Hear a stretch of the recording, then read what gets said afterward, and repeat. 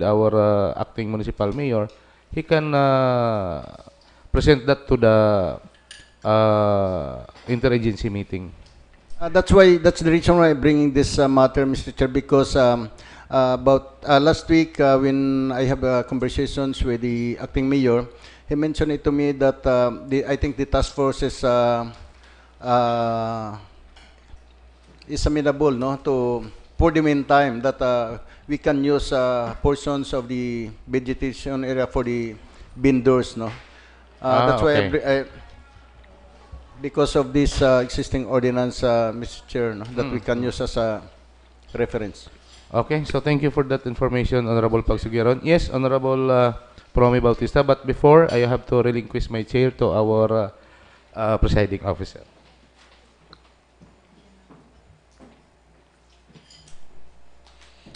Thank you, Mr. Chair, and good morning, Madam Chair. Good morning.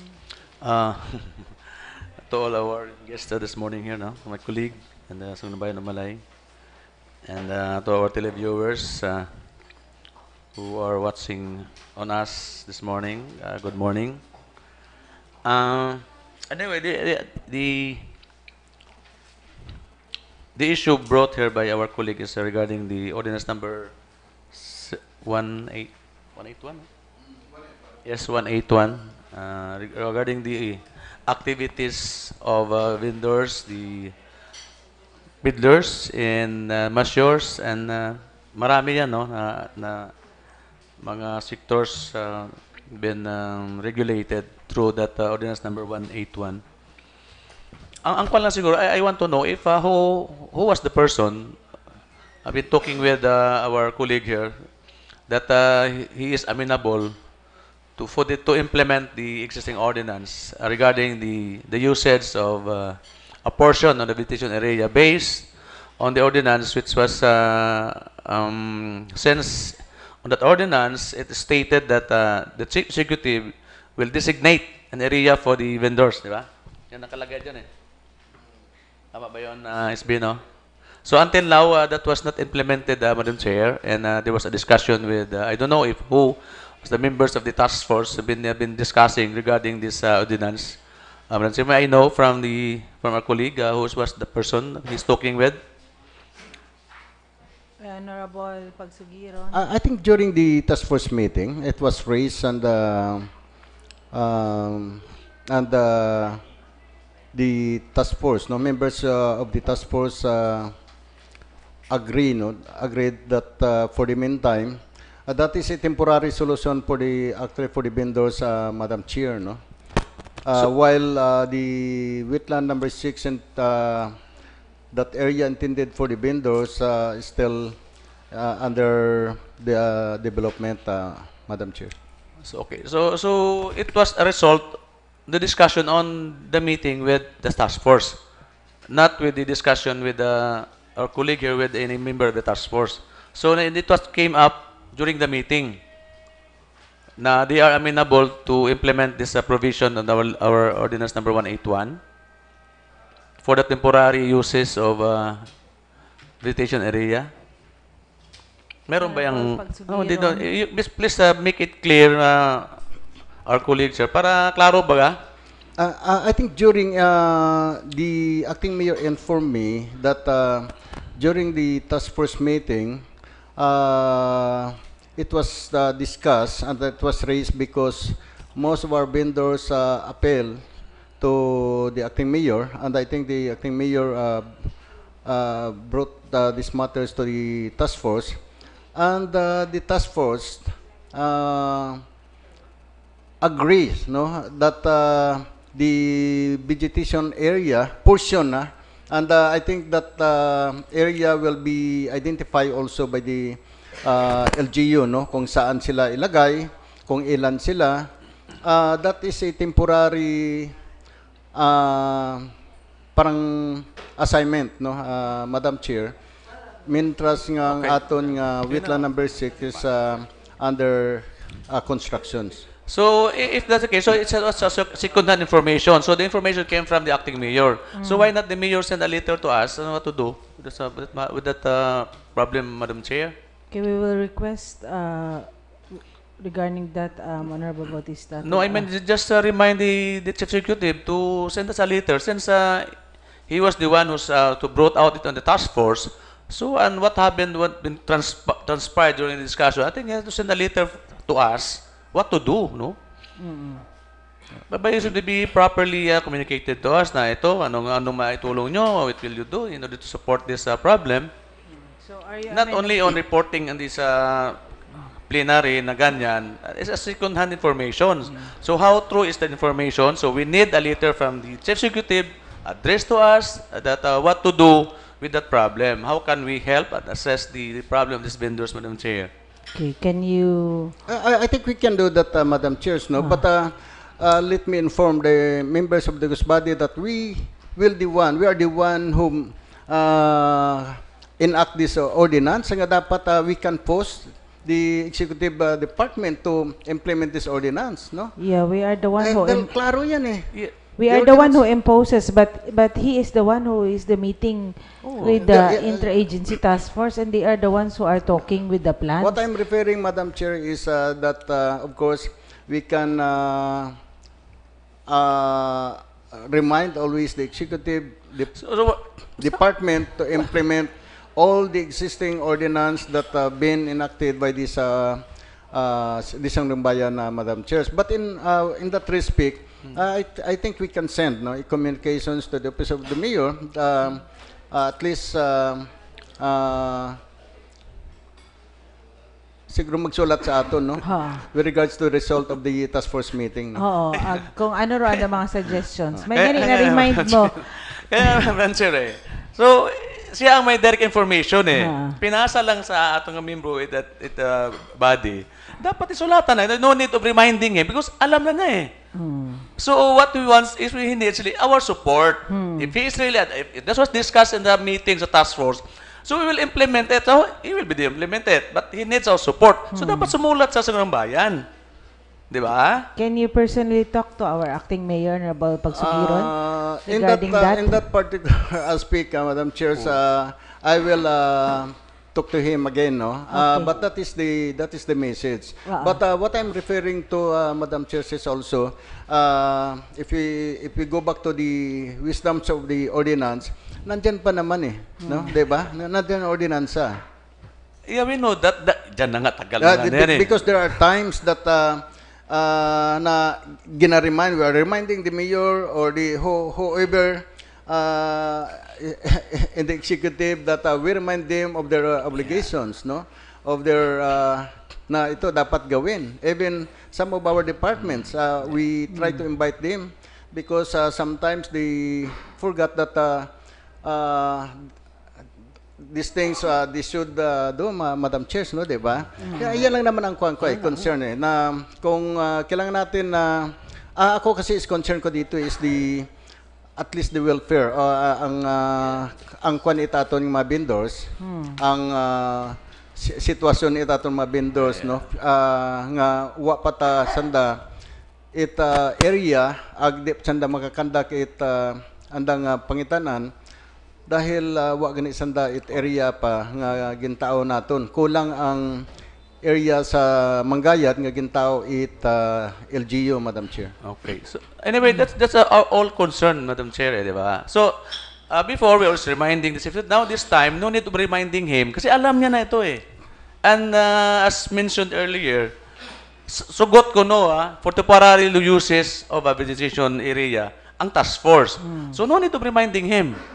All he has to do is implement it, or if he needs the support of this body, supportahan natin siya. So no need to be reminding him. Alam niya na eh. I think that is the very purpose, Madam Chair, is I think the acting mayor needs our support. That's why I'm proposing to if we can pass a resolution supporting for that to support, no.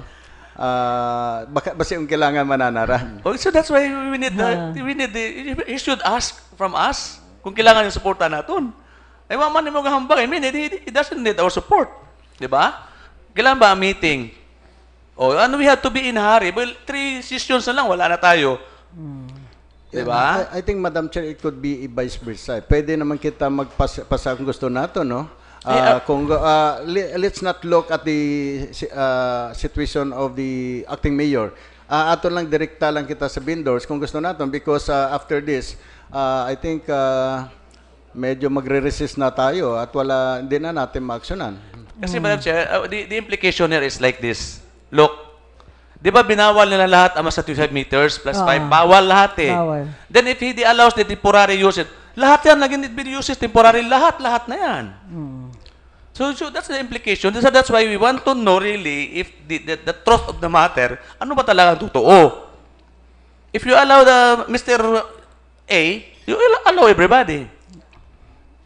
From the Di ba? very beginning, Madam Chair, no, as far as we know, na halos hindi inallowed ng task force lahat na activities, both from land and water activities. But at the end, at least depende lang naman to dahil siguro nakita mo nanda ang mga situations ng ang concern sa LGU ay ang siyempre the interest of our constituents, especially nga mga mga vendors nga dahil ever since they are there nga part itong pangitanan ay only vendors, no, Madam Chair. So, I think kung depende sa atin, kung pwede matakta magpasa, depende sana nga i-consider sanda na for the meantime o dyan sa area.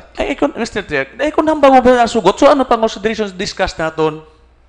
Sugot yun sanda, di ba? As mentioned here earlier, sugot ang task force nga to gamiton temporarily. So ano aton isuporta karon ga sugot yung sanda? So they will implement if we can pass a resolution. So but we need also kung totoo man yan, that's a second-hand information eh. If that's true, so we will get an information from the mayor kasi ang sa meeting noon eh.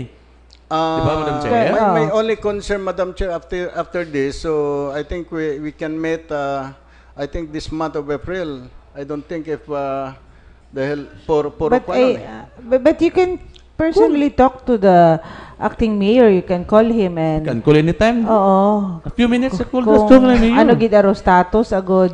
Kung ruyin ra andang instruction kasi syempre said man naton pag abot sa front beach interagency ta beruga ano karon. Okay, Madam Chair, with that, no, sige, Sugat. try to call, we'll call the acting mayor now. No? And I was also like to remind the secretary we have a resolution gali pass urging the mayor nga implement tag sa ano nga to easement sa building wa pa tagali gahapon to.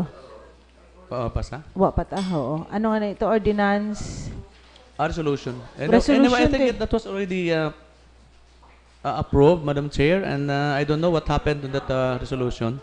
Let's follow it up in the Secretariat, Madam Chair. So, ima lang ako, Madam Chair, dahil ibutang to sa proper perspective ang the discussion dito, dapat ay we would have the first-hand information na pila kita bigasulat iya. If he is really concerned, kita lahat concerned kita sa mga tanan, not only on the vendors, tanan-tanan sa Boracay na napiktuhan, concerned kita tanan karon. O galing may mga regulations na o policies na implement, kita ma-request yung makita ka, nabawa mga nga supay man kita.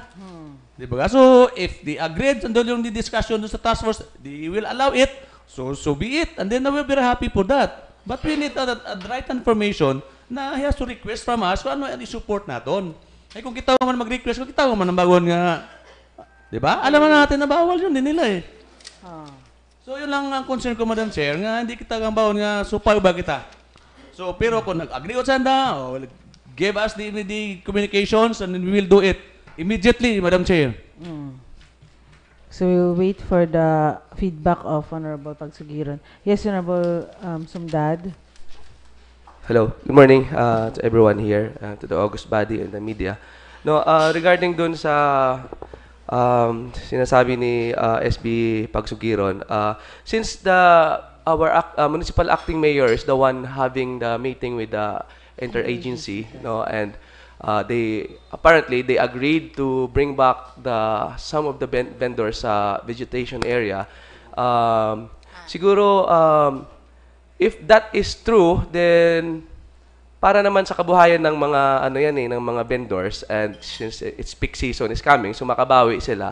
I agree, pero siguro po since yung nakipag-meeting doon sa Boracay Interagency is not the Sangguniang Bayan, which is the municipal acting mayor. So maybe the municipal acting mayor can send us a copy of their meeting, and maybe he can pass a resolution, and then we can approve it here in SB. And if it that's true, then we can do it urgent para din sa kabuhayan ng ating mga vendors. No? Yun siguro ang andyan natin. Thank you, Madam Chair.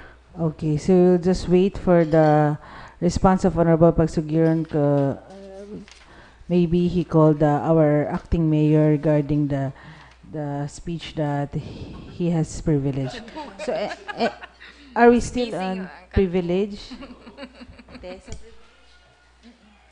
So, any more privilege? Honorable Bautista and next Honorable Graf. Thank you, Madam Chair. Anyway, we want only to correct the process, Madam Chair. That's only my purpose there, Madam Chair. Thank you. I would like to bring this very big concern, Madam Chair, regarding the issuance of the Student Order number 06, series of 2018, which was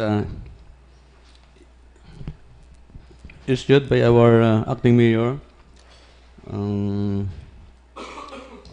November 19, no? Because this is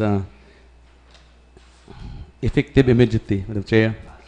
Regarding the creating, can I read, Madam Chair, Proceed. The title of the executive order? Executive order number 06, series of 2018, creating a tourism regulatory enforcement unit to implement regulatory policies on foreign and local tourist guidelines, coordinators and escorts. No. Ang nasurpresa lang ako, Madam Chair, dahil nasira natin nun sa, we have the law, no, na to be followed. We are guided with the Local Government Code of 1991, and upon my konting research, I should be the subject for within 72 hours. All executive orders issued by the mayor within 72 hours must be referred to the provincial governor, Madam Chair. And I don't know what will be the process on the provincial government but if we check the function and powers of the Sangguniang Palawigan, they have really to review and all ordinances and order issued by the chief executive or the mayor.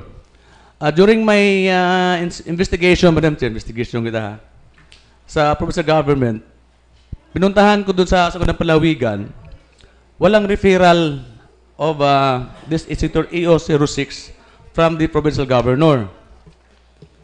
And then I visited the office of the provincial governor. Wala naman natanggap doon na EO 06. I visited the office ng provincial administrator, since doon daw yan muna, then it should be referred to the provincial governor. Wala rin natanggap doon na order number 06. So meaning, kung hindi ito na-submit within 72 hours sa provincial governor ng Aklan, and this was approved by the provincial governor, illegal, Madam Chair, itong EO 06. So if this is illegal, kasi and Section 6, Madam Chair, of this EO 06, Section 6 is about the funding. The Tourism Regulatory Enforcement Unit shall be provided with an allocation to be drawn from the office of the mayor's fund. So, ang disbursement of this fund, Madam Chair, is illegal disbursement. Dahil hindi na-approve to ng provincial governor eh. And this will be subjected for investigation of COA, Madam Chair, on the Commission on Audit. And this was now the reason why is it that some of our job orders, especially in Boracay, even some of here in the mainland, hindi nasweldohan. Why? Kasi itong trio, Madam Chair, ay walang budget for the 2019. So, saan sila kumuha ng sweldo sa trio? So, sa other offices na ginamit, na napiktuhan ngayon na wala pang mga sweldo. So, because of Madam Chair, I don't know if they can show us, or it can show me, that the EO 06 was approved by the province or na-receive ba doon, is there any referral? Then, we have to pass a resolution addressed to COA to investigate this EO 06. Why? Because the disbursement of funds, the salaries of these trio members are illegally disbursed, Madam Chair. So thank you, Madam Chair. Okay, so we will ask for the copy of the EO06 received by the provincial government. Madam, approved and received. Honorable Bautista, letter to the Office of the Mayor. Honorable Bautista. Yes, sir. Okay. Sige, so any more privilege, Honorable Graf?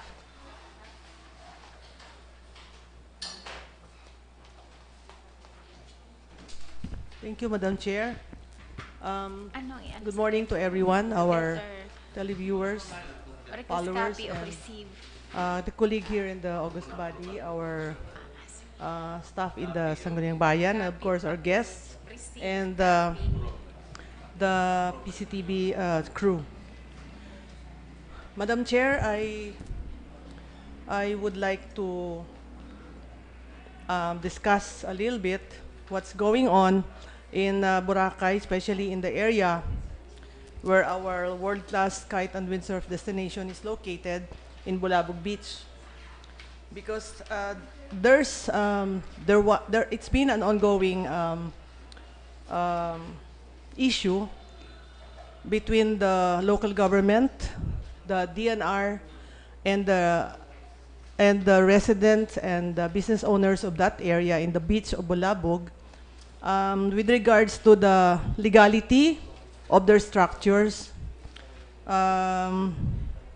wherein some of the buildings or the structures that they legally built according to our approval of the local government, including their certificate of occupancy, is now being questioned. That in fact by our Department of Environment and Natural Resources, that they are encroaching that 25+5 yung forest land na claimed by not claimed but delineated by our Department of Environment and Natural Resources nga survey. But Madam Chair, on March 25, our executive acting Mayor Abram Sualog issued a demolition order to these residents, to the area, to the identified establishments nga nag-encroach sa 25+5. So, I mean, we're not questioning the law or whatever, but the residents of that area have questions, and I think it should be we should listen to them, because they're not these are their investments of a lifetime. They've gathered, they've saved so much money to build those structures, and we approve it. We gave them the legal, we approved it. They are all legal. Bukod sanda, Madam Chair, it's squatter. So, and then with this, they are given 30 days to demolish, which means on April 24, to be, for 30 days, they have to demolish their structures. Otherwise, the local government hay libre magsugod sa andang area, ag i-demolish nanda. I mean, kita mismo nga nagtao sa anda, it legality, dati, dahil in good faith anang pag-build, gin-approve na ton tanan eh. But then, medyo may problema sa measurement, ang delineation, survey tang dyan, medyo iba, dahil we found this letter, I'm holding, a letter, from Libino Doran, RTD of Forestry, Officer in Charge, on November 19, 2009, addressed to the OIC DNR Officer Pen Rockland, attention OIC Sandro Boracay, from the Regional Executive Director. May I read, Madam, may I be allowed to read this, Madam Chair? Okay, the subject is presentation of output to the stakeholders resulting the conduct of delineation survey and inventory of occupants, claimants in Boracay forest land. So, gin survey, Madam Chair, it DNR. Okay. Anent the above subject, in order to inform the different stakeholders on the result of delineation survey and inventory of occupants, claimants within forest lands of Boracay Island, and to further validate information data gathered, a presentation of the output by the survey and inventory teams is scheduled on December 3 to 4. In this regard, you are hereby instructed to make necessary coordinations and information drive to all stakeholders and land claimants, unidentified claimants, occupants, and arrange for the venue of the said activity. Attached is the list of the identified claimants, occupants, for your reference. So these and Madam Chair, nagguwa ang survey after, no? Hudita na nakalista ang aton nga mga business owners, mga residente, nga tinamaan 25+5 in the whole Boracay. Not only the White Beach or Balabog Beach, but entire Boracay. So di nakabutang tanan, ayon sa 25+5 nga survey nga ginubra, no, DNR mata based on the PP. What's this? May 1064 kita nga ginasunod. Base sa map nga ginobratang 2006. So ang abo nga question tangja, Madam Chair, because they only have 24 days to demolish their structures. So they sent a letter to our municipal mayor to defer the implementation of this demolition order, no? Because of some documents nga medyo nagahambay, nga medyo may sangkiri kita sanda nga question sa survey nga natabo tang 2018, dahil ang dati official adya obrat DNR sa anda nga surveyor nga nagahambay nga imaw adya ang survey tang una. Diyan kita nag-base it municipal ordinance naton nga gin allow naton ang mga establishments diyan nga magtindog. Natabo ran after 1064 nga proclamation. So nagsunod kita hude.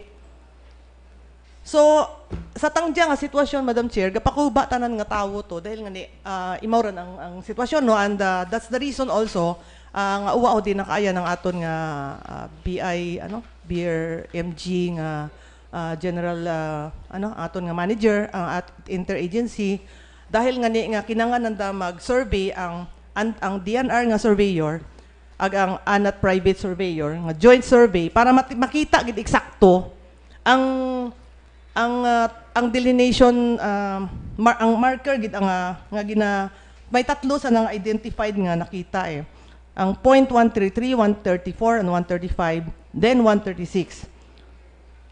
Base sa bearings 1064. So, Madam Chair, ang akon malang hindi masyado nga technical ang hading mga letters nga nababato na ton. So, kung pwede, Madam Chair, ginangayo it mga residente sa dan nga area nga ang sangguni ang bayan of Malay hay magngayo mag-ubra it resolution for deferment of the implementation of the demolition order. Nga magayo sa extension baga. Dahil nga may mga kinangan patakita i-correct, what if we do it after 30 days? Tapos we found out nga tama may mga discrepancy gali. Can we put up their buildings again? Of course not. Medyo bukon man baga itama siguro nga porque may imaw jatang diya kasuguan nang dati imaw adya.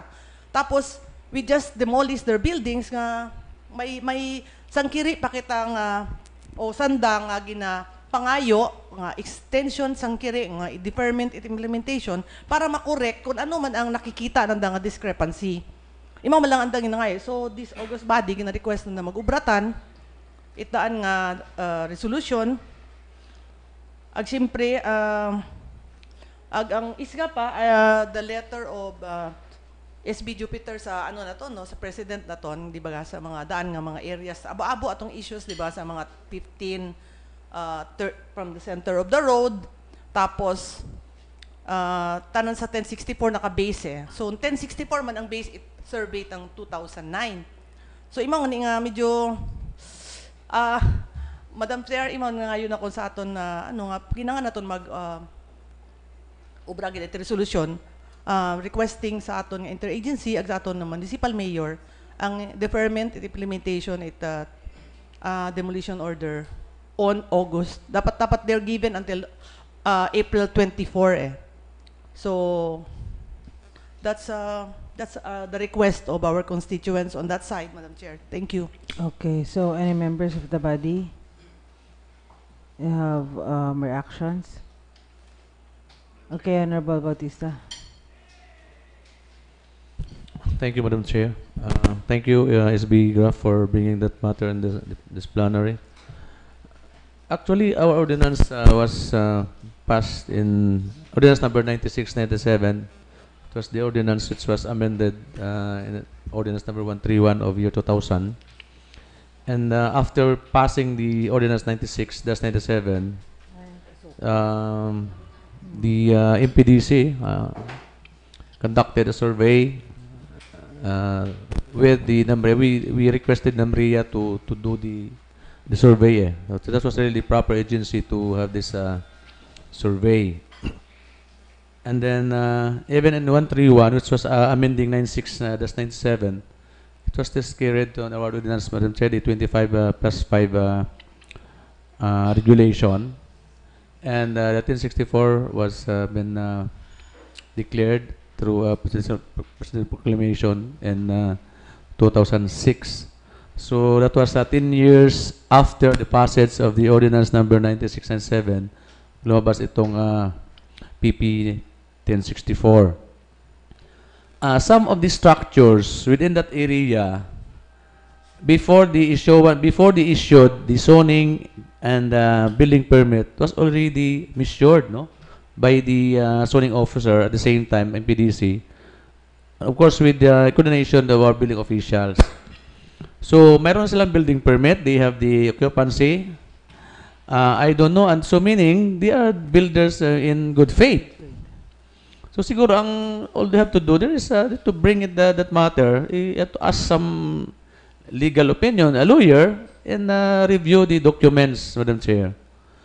If SB Graf has a copy of the that was a 2009 survey of the DNR, Madam Graf. So why these another changes on its measurement, since it was already measured in 2009? Yeah. So what's the purpose of remeasurement of that 25+5? So that would be detrimental to the building owners of that area. Yeah, I may add na actually ang higher up wa at saga, ang sabdagom nagkasaga, and then submitted to them the reports nga imaw dia. So tanan dia imaw ang basis it ginubra nanda nga demolition order ko ta dahil hugto ko nakasugod sa 25+5, but actually ang mga ang ulihi nga nag-measure imaw ang may problema at sangkiri sa anda dahil ang mismo nga tawag diho ang pagsukat at bilog nga Boracay hindi magtabo ang so there is really some discrepancy bisan ang bago naton nga 1 or 2 meters run nga discrepancy, but if we will base on this survey before in 2009 and the survey now, there's about 45 meters ang discrepancy. Oo. Siguro masyado na mahaba na. So masyadong bahol. No, and I think may mana sa dating nga maximum. So medyo bukon nganit. Madam okay. Chair, I will not believe the 45 meters discrepancy, layo naman, laki. So mga kwan lang siguro na. Pero ang kwan ako, I don't think the building official will allow the construction of a certain structures on that area kung sige bago na aprobahan ang application, gin-measure So you cannot blame this kung nagmali giman ang zoning and the building officials noon. You cannot blame the building owners. Kasi they applied for business, zoning and building permits Mr. Bautista, ang SB Bautista, ang gusto kong bago na kunin 45 meters instead nga 30 meters. 45. 45 meters. So 5 meters lang, 5 meters lang. So may 15 meters discrepancy. Between bukon it eksakto pari-pareho nga 15 meters no, may hudyan nga 8, may hudyan nga 5. So siyempre ang contour depende sa contour contour sa beach. Mauran. Pero ang kuan na sa karon, ang most the most basis on the building construction, sa measurement is yung 2009 eh. I'm sure yung may kopya na ang PDC ng 2009 na survey ng DNR. So I think no need of changing or another measurement, Madam Chair. Dahil if there was erosion or 5 meters, so kawawa naman yung building dyan na abutin na 5 meters kung may erosion na. So I think that's I think the best advice, Madam Chair, is to consult a lawyer and review the documents, Madam Chair. Dahil mayroon tayong urge the Chief Executive to implement to, tapos suspend na naman. So parang it's not proper good na ganyan ang sa gumang bira-bira ato niya implementation. Ako latana kung nakita ng basis of some legal questions, so just refer to as a lawyer na lang siguro and check the documents and bring it in court. Yun lang siguro, Madam Chair. That's my recommendation. So, yes, Honorable Pagsugiron. Madam Chair, ang submission ko kasi, Madam Chair, is that halos ngayon, tingnan mo, no? Ang daming nag-apply na puro as-built plan sa Boracay Island. So meaning, those structures were constructed without applying a business permit. So, yun yung nangyari. Ang problema din dito, ang alam ko, mayroong marker na in-establish yung Manria before, pero parang nawala na yun. I don't know if they have still a records na dapat mayroon silang records na yun talagang sundan. That should be a permanent markers established by NAMRIA. Pero kaya lang, tingnan mo ngayon, another measurement, hindi naman nagkakatugma. And then, despite na may mga establishment na it was issued by the building permit and occupancy permit, tapos at the end, mayroon pa palang violation sa 25+5, no? Even sa main roads natin, Madam Chair, I agree also na may mga establishment dyan o may mga structures nga erected nga wa naka-comply sa road easement pero dahil wa ma-implement dati. That's why kaya kabo-abo nakita naton na nag-comply sa 6 meters buffer zone, no? May magani ginsunod ang aton nga local ordinance on road easement requirements, no? Madam Chair. So ang kwan kaya dahil ang problema kaya we are under EO 53 nga nandyan pa rin yung task force nga nag-govern, no, with regards to like DNR, no? Trabaho ng DNR yan, pero problema may mga constituents tayo dyan na naapektuhan because of different siguro nila, no, measurements sa road easement. Imagine may mga area dyan na supposed to be dapat sakop yun ng forest land, pero hindi, walang forest land, sa kabila na lang lahat yung forest land na 15 meters, no? So this should be investigated. Tapos dahil I agree ng cadastral survey ay very defective, Madam Chairs, no? Kailangan talaga mag-conduct ng resurvey sa Boracay Island dahil kaluoy man aton mga constituents dyan nga at din pala ginuba ta naton,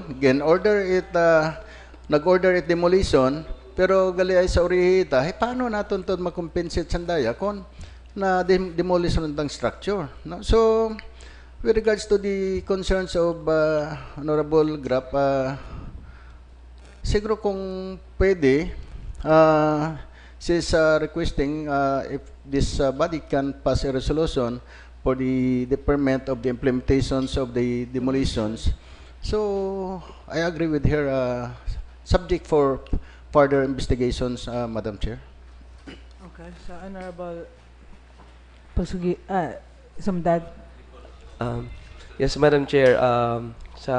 Dito sa concern ni SB Graph, no, kasi meron nga silang 30 days na demolition order, which is siguro kasi bilang Sangguniang Bayan member, it's our job to also be or dapat kasama rin tayo sa constituent natin dito sa Boracay kasi alam ko meron like ang isang building ay hindi po ganong kadali magpatayo ng negosyo sa Boracay. Alam natin na napakamahal. At ang iba dyan ay nagsimula dyan sa mahihirap, naging Pilipino sila, nagtrabaho hanggang sa napatayo nila ang building nila. I mean, from nothing, now they have building. And then all of a sudden, after 30 days, within 30 days, yung pinaghirapan nila, dugo at pawis ang puhunan nila, bigla na lang nating i-demolish. So, sa request resolution ni SB GRAP, siguro, we can assist or we can help them na at least, bigyan natin sila ng time or more months pa bago natin talaga maisabi na ma-demolish at makita talaga kung ano ang pasok sa 25+5 at labas sa 25+5. Kasi, Madam Chair, 30 days na lang binibigay sa kanila at hinihingi lang naman yata sa atin, ng ating mga constituent, is extension lang muna. Na alalayan natin sila na tulungan natin na ma-extend muna kahit sa sandaling panahon lamang para makita natin kung sino ang nasa loob at labas ng 25+5, Madam Chair. Thank you so much. Okay. So, yes. So, you are amenable for the resolution. Honorable Pagsugiro and Honorable Graf. So, any members of the body? Yes, Honorable Bautista. Okay lang siguro if your structure sa building, paano yung mga building na walang mga building permits? So, suspend ang ginagawa ko kanina, if you have the building permits, you are a builder in good faith nga, di ba? And that can be contested in court. Kumpleto ka ng papel eh. And then we presume, not only a presumption, but the structure was constructed with permits eh. So meaning, legal yun lahat. And it passes through a process. Sinukat, 25+5, compliance. So, ba't mo gibain? Ang issue ngayon is, tama ba yung pagsukat? But I don't think the MPDC and the building official, the building officials are engineers. So, I don't think, di ba nila alam magsukat? Diba? And I don't think na mali yung pagsukat nila. Yung engineers na nga yan eh, di ba? So, ang ako lang karon, if we have a copy, if we have the result of the measurement conducted, the survey conducted before in 2009 by DNR, ay patuod, ba't mag-survey ka uli? So, maybe, that means, maybe after 10 years, mag-survey uli sila. Then, another 5 meters upward. So, gibain na naman yung matamaan ng 5 meters. So, I think it's improper to do that, Madam Chair. Kaya nga, ano ka lang siguro is, they have to bring it sa illegal, bring it to talk with some lawyers and then contest the order. Yun lang siguro ang magandang gawin dyan. Madam Chair. But is it proper na, so we have to recall also our resolution urging the, ano ba ba? Di ba may resolution tayo, we urge the mayor to implement 131. And now we have to suspend, so we will recall again the resolution. Pagtawanan tayo ng... with due respect no sa ni opinion ni SB Bautista, uwa kita ga suway. We're just because there's something may andang pinaglaban. You're not destroying a plant that will grow tomorrow, no? You're gonna destroy a whole building where they all, which is also the residence. So din mo sa napahalinon. So but if ang squatter nga ni ginatawan di ba? The location. So base hindi ang tawo nga nag-build in good faith. Oh nga, good bit. That's why nga you have to bring it in court, then contest the order. Yun ang dapat gawin dyan. Madam Chair, we don't want to, I think they don't want to go to court because all they want is for the DNR to listen to their side. And in fact now, the DNR agreed to have a joint survey in Bulabog para makita ang tuod nga So we measurement. will wait for the Di ba malang survey naging ayo? result. Oh, survey wala naman yun Hindi, eh. i-differ yung anay, ang implementation. What if the result or other things will not Madam be Chair. out within 30 days? Madam Chair. Ano ang obrahon nanda? Because you can't demolish for one day. Madam Chair. And if you have no money, they have not operate the business for many I months. don't think they will Okay. demolish any structures without first making the survey. Di ba? So we will wait first the result of the survey, of the joint Survey. survey. Tingnan muna natin kung ano ang result. Unfortunately, we have 2 weeks recess. Wa kita session. By the time we go back to session, demolish o tanan. No, when will be follow the 30 days. when will the schedule of the survey? 24 of April, uwagon. Tapos I mean, yun. the survey. When will be the schedule joint of survey? Survey. Today is the joint survey. I Oh, don't know see? how long they will do it. Oh. But kita, uwagon kita. We can have a Bakasyones. special session if that's very important. Ay, no. Anyway, Diba? because if we base it on the survey in 2009, ang mga Boracay Gems fence malang ang ano ang anda nga violation, pero tangja ubos. Okay? So, ang 7 stones fence malang ang violation. noting Pero tangja the whole No front. need of talking matter. Basta ang atin So, lang ino ngayon. lang akon malang ano, syempre maski paano. No, we have to wait first the survey. Ano malay pag survey nila libre pala lahat 'yan. 'Di ba? Oh. So The and then we will survey recall will, again ano? our resolution. Resoro survey makaron imaw. Makaron Survey sa hastahin tangga. ano. I do not know how long will. Ay ilan na naman ilang structure ba yan ang affected? How many structures? Babo aran? So Nasa we, 25 plus 5? Yeah. Ilan nga? I do not know how many, but this is Oh, all. so you want first to know at Pero, I mean, and how many what- structures dyan ang mayroong building permits? Okay, ang 7 stones, I'm sure gems. They have building permits. Yeah, of course. Oh, so they can fight it They in don't- court. Ano Hindi pa? kanisa na we don't want to go to court. You know naman how it is now. No judge will accept or no lawyer will accept something like that. I don't think so. Ay, Di ba? so we Okay, will wait for if- the if- just survey. deferring the If that's really what they want- we have to do it now before it's too late. Imaw malang ato. Send us a letter from them, a petition addressed to us to do something for their problems. Saan ba ang sulat nila sa atin? Natulungan sila. Get a petition from them? Wala naman ah. Where is the letter? Honorable Addressed to us. Honorable Galinero, do you have something? Okay. Okay. Ano ba Honorable sulat? Graft. May sulat ba, SB Graph? Oh, dapat it should be in writing naman siguro. Eh, pagtawanan tayo ng agency dyan, ng task force. Dapat na we have the letter naman from them na we have to act immediately based on the request. Eh, wala namang letter to us eh. Honorable Galinero. Okay, thank you, Madam Chair. With the indulgence of Honorable Bautista and Honorable Graf, Madam Chair, first, the implementation of the 25 plus 5 is based on our municipal ordinance, Madam Chair. And also, our municipal mayor is the one ordering for the demolition who encroaches on the 25 plus 5. On that matter, Madam Chair, Honorable Graf brought to us this copy of order of the PENRO with regards to the 25 plus 5 dated 2009. And according to her, that all the list within that order are affected, no?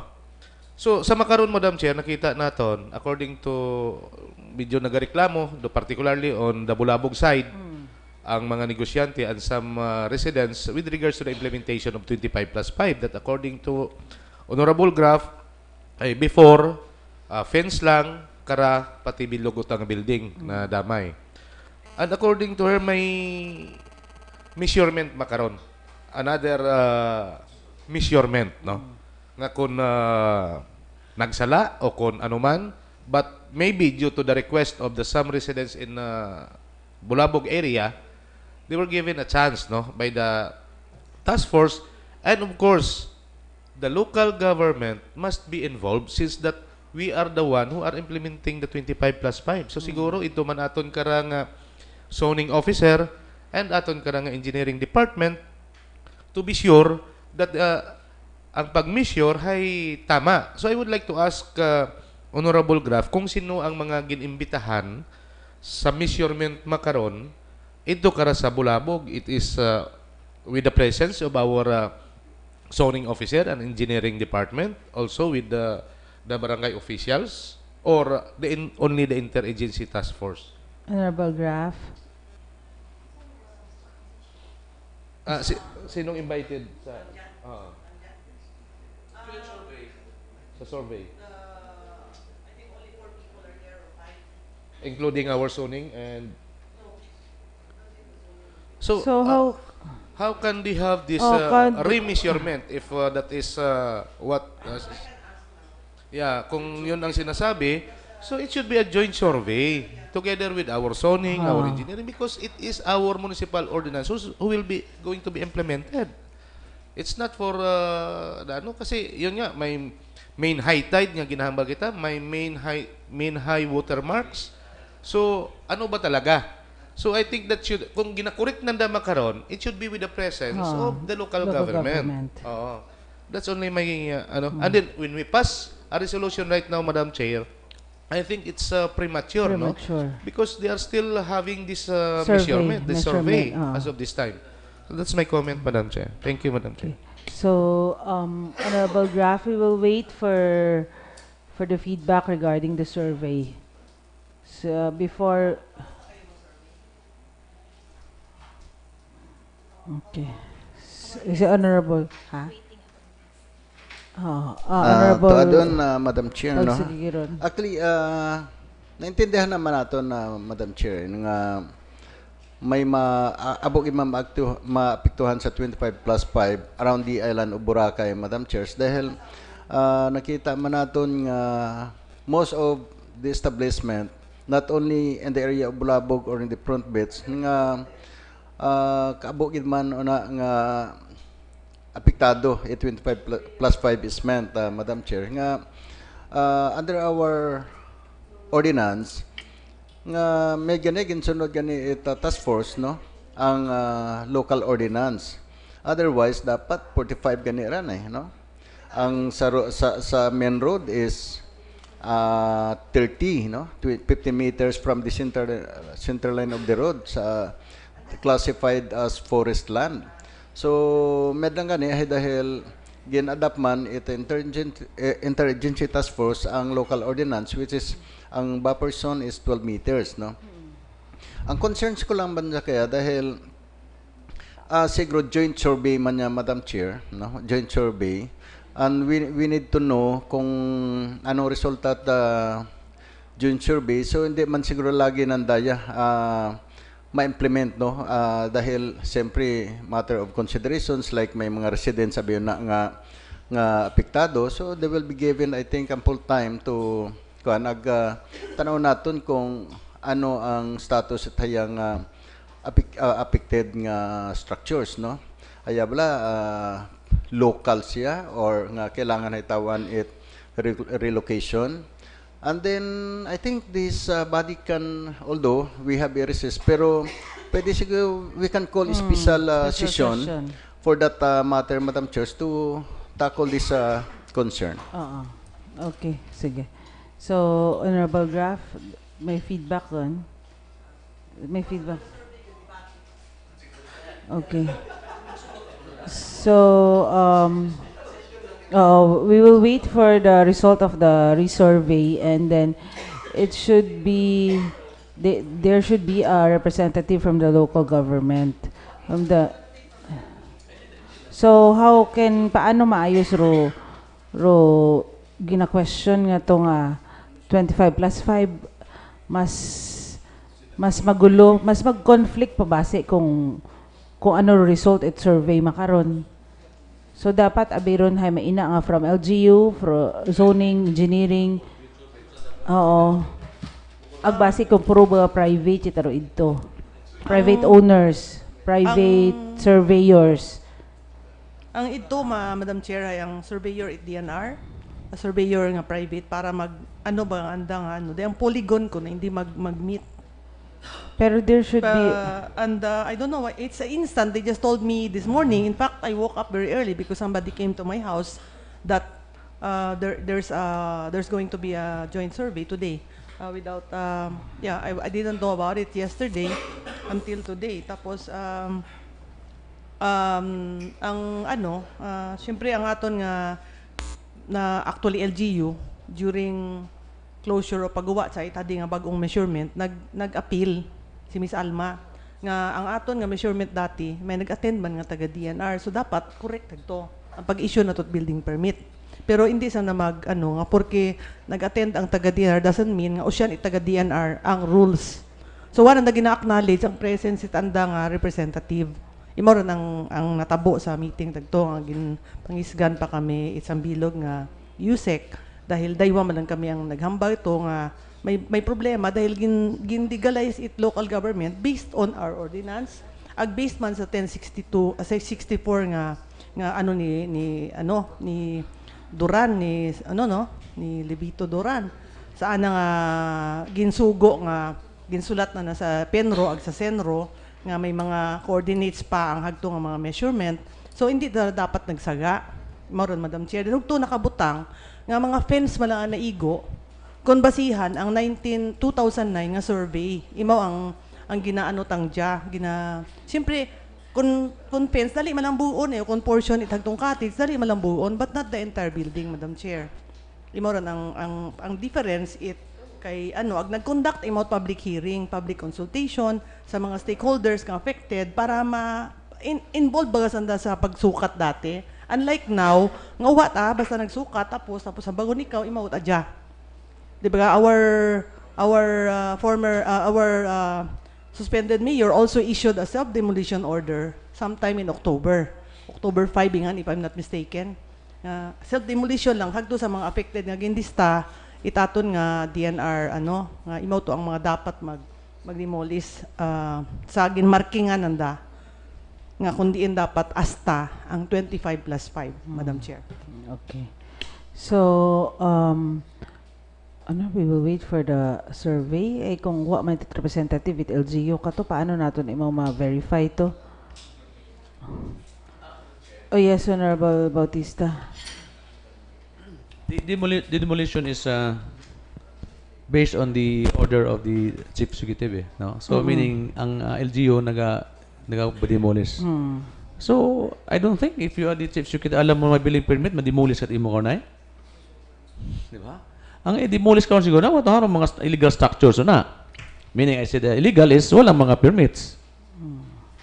So ang may mga building permit, hindi pwede nga basta gubon mo rin nga di i-review na man may building permit ron.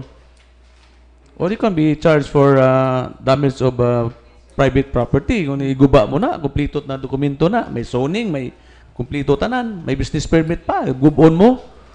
So, I don't think it's proper to do that, no?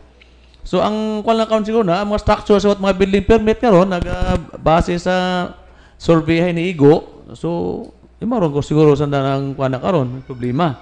Pero I don't think it's not proper na kita magpasat sa i-postpone o implementation nga illegal nga imong structure na. What mga permits ay kita pagamiton na may dipinsa. I think it's not good, Madam Chair.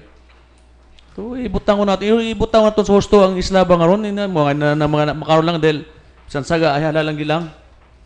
So you have to make na yung proper implementation ko. Ano ang lahi dapat sundon? No ginambaw ko permit, the law is harsh but it's a law. You have to follow it. So kung alkansi ka, you go to court, you go to contest that law. Yun lang siguro, Madam Chair. Apektado, babo, gasunod doon na. So what's now paano naman ang right ng nagnasunod? So na-deprive mo man ang kung nasunod sa tapos ang ibang mga illegal na, pagbigyan, I think it's not proper. So we have to be always in the right, Madam Chair. Yung tama, alam ba? Yung tama. Pag mali, sorry ka, mali ka. Okay. So, any members of the body? Na. Okay, sige. So, but they can appeal the resort owners in the Balabag. They have to appeal with the Sangguniang Bayan and the Office of the Mayor regarding the implementation of 25+5, so we can tackle and we can have a special session for them. Honorable Graf. Okay, so we'll proceed. Honorable Galinero. Thank you very much, Madam Chair. This is another concern, Madam Chair.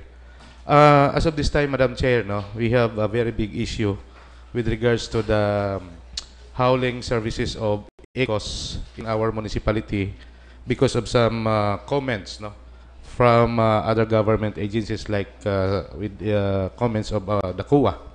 Actually, Madam Chair, if you could remember that ECOS was with the MOA, with the local government unit of Malay, sometimes last year, Madam Chair. And this controversy nag-abot ko raya nga dagon this year with regards to the gina-question, no, ang MOA with the ECOS with our local government, Madam Chair, entered by the suspended Mayor Honorable Ciceron Kawaling.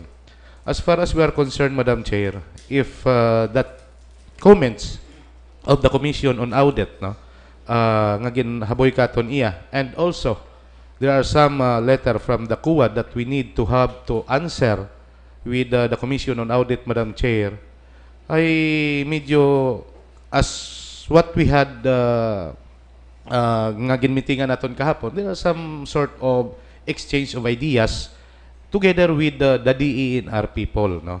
So I think much better, Madam Chair, to our acting Chief Executive as of this time, if he feels that the MOA was not advantageous to the local government as what we heard in the local media. So I think our Chief Executive, Madam Chair, has the power to review the said MOA, and he found out that there was a violation, Madam Chair. It is also his discretionary if we allow or not to continue the MOA with the ECOS, Madam Chair. So I think, Madam Chair, it's high time, no, that our acting municipal mayor should investigate, no, or review the MOA entered by the ECOS and also with the local government unit of Malay. And much better, no, because this is 300 plus pages of MOA, because during the time, no, when we deliberated that the said agreement, Madam Chair, it was specified on our minutes that it should be scrutinized, no, by our legal counsel, as he was the one who knew what are the technicalities and of course what are the legal basis for that MOA, Madam Chair. So if we found out that, or if we feel that this is disadvantageous to our municipal government, Madam Chair, I would like to recommend to our municipal mayor, acting municipal mayor, to make or to form a technical working group or a technical working group including with legal, no, to show nga dapat hay if there's something wrong with that MOA, it should be corrected. And I do believe, Madam Chair, that this was also formulated not only by sa Chief Executive, but also with some other ideas, no, coming from other legal minds. So I think much better as of this time, Madam Chair, that it should be reviewed. Kung ano man ang dapat nga ayuson, because we cannot afford, Madam Chair, nga ang aton nga Islayt Boracay, again, magbalik kita kung hindi mahaul, no? For example, ang ECOS, magpangindi ron sa pag-haul, itaton karang residual waste or any waste, because there was an order, no, from the DENR that it should be a zero waste ang aton karang Islayt Boracay. So ano roman matabo katon kara, another roman nga problema. So as early as possible, I think we have to make this MOA i-reviewon, no? And maybe our municipal mayor can invite one of our from the group, no, of this legislative body to be one of the technical working group, Madam Chair, so that we can maayos naton lagi ang problema, Madam Chair. Because as of this time, as we all know, that we were lambasted over in some media outlet, Madam Chair. So that's all, Madam Chair, and thank you, Madam Chair. Okay. Honorable Pagsugiron. Madam Chair, I think it's very clear yesterday during in our meetings with the representative from the ECOS and DNR, and it was also attended by some members of the Sanong Bayan, Madam Chairs. I think first is I think we will provide a copy of the minutes our acting mayor so that he can use that as that minutes, no, as a reference in his review, no, of the MOA. But to me, Madam Chair, I think it was explained categorically, no, the situations why the LGU is supposed to pay such amount, no. As far as I remember, Madam Chairs, all the stockpile of waste in 3MRFs in Boracay were collected by the ECOS, no. I think that's the reason why the volumes of waste increased, no. Plus the fact that according to ECOS that there was an order from the task force to collect all types of waste, no. So we called it mixed waste, no. Lahat yan dahil Boracay now is the rehabilitation is undergoing, so most of our structures affected by the road easement and the main road, Madam Chairs, demolish the structures, and ito ay hinahakot din ng ng ECOS, no. So may mga rason naman no. I understand that the under PPP program or project, it is always that the LGU nga may bintaha dapat, no. So that's why I say that if the annual budget of the LGU for the solid waste management operations is 100 million per year, and with the entry of ECOS ay gumastos lang tayo ng 90 or about 80 million, so that would be advantageous for the LGU, Madam Chairs, no. But in this case, I imagine, no, nakita ko galing nga nagbahol ang obligation at LGU dahil tanan galing nga mga previous nga mga waste nga naka-stockpile sa 3MRFs were collected by ECOS, plus the fact nga tanan nga klasit basura, that's including special waste, was collected by ECOS, Madam Chairs, no. So yun lang naman siguro ang mga rason nga dapat siguro ay imagine, Madam Chairs, no, ang MOA is was reviewed by the discussed by the members of the isang bayan, at it was also, I think, reviewed by the isang panlalawigan, Madam Chairs, no. So the MOA is in existent and dapat siguro masunod. Anyway, Madam Chairs, there's a proposal, another proposal from ECOS, no, nga kung pwede sanda mag-collect it waste o garbage directly to the establishment, no. Ang scheme is kiluhon, no. The establishment will directly pay whatever gina-discuss pa man kung directly pay to the ECOS or sa LGU. Pero ang scheme ay dapat kiluhon ang basura, Madam Chair. So to me, that would be a very good recommendations or proposals, Madam Chairs, that I think the LGU should adopt, no, Madam Chairs, no. So my recommendations is to provide a copy of the minutes of the meeting our acting mayor, so that pwede na nang gamiton nga reference sa anong pag-review at MOA, Madam Chairs. Thank you. Okay. So, yes, Honorable Bautista. Thank you, Madam Chair. Actually, I was present yesterday during the meeting presided by the legal officer of the ENR. No? Dito naman yung in charge, was present also in charge ng environmental solid waste management. No? With ECOS and of course our legal officer, Attorney Prado, was present yesterday. Our municipal accountant, Mr. Javier, and Ms. Salvacion, and our OIC Minro, and some other, Mr. Sanso also present yesterday and discussing all the problems about regarding the ECOS, and especially on the MOA between ECOS and the LGU. So as per report yesterday, it was explained to us itong issue sa RA 9184 at saka yung BOT law, which is as amended by 7718, na ang comments ng COA pala is, COA is not questioning the payments of LGU to ECOS.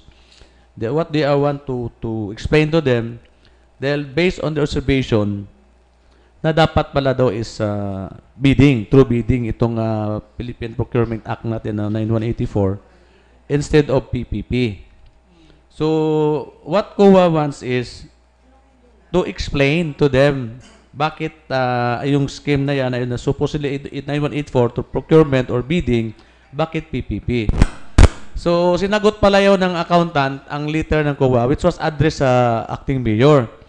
So, binalik ng COA yung explanation ng accountant, no, the Mr. Javier, dahil it should be the acting mayor dapat sana ang mag-reply doon sa letter nila na kasi naka-address sa acting mayor. Yung letter na ginawa na yun ng ating sa accountant based din sa legal opinion ni Attorney Prado. So the letter was endorsed to the Chief Executive on March 8.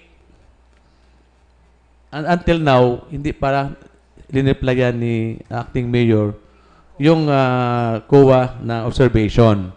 So, March 8 now, kahapon, we have April 1.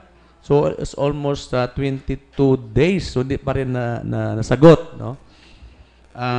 Ni acting mayor yung sulat. Ang nakita ko lang problema dito, Madam Chair, is meron na pala daw, I don't know if that's true, na nagsulat ng ECOS sa LGU Malay na they will stop daw the collection of hauling of basura sa Boracay kundi mabayaran sa April 15. So ilang days na lang, Madam Chair, no? Kasi almost 3 months na hindi nabayaran ng LGU Malay yung services nila. So kung ang nakita ko, Madam Chair, ito na problema is what will happen then if ECOS will not collect o haul the basura sa Boracay? So yan, as mentioned by SB Jupiter kanina, it will be a big problem to us. And then, I don't know if it is not clear if the LGU really is prepared, no, to handle the activity if in case na ang ECOS will not collect. So, Madam Chair, I think we have to do something on this. Dahil, as mentioned din kahapon dito, na they will make a complaint, no, baka dalhin na sa arbitration itong problema na to dahil there will be a breach of contract on us, no? Ang problema is sa aking mayor na bakit hindi niya sinasagot yung sulat ng COA. So yun lang ang problema, Madam Chair. So I think we have to act on this or else madamay. Sabi ko, ako kung mag-file ka ng kaso, huwag mo kaming idamay. Dahil we were not the ones who hold the documents or yung response ng letter eh.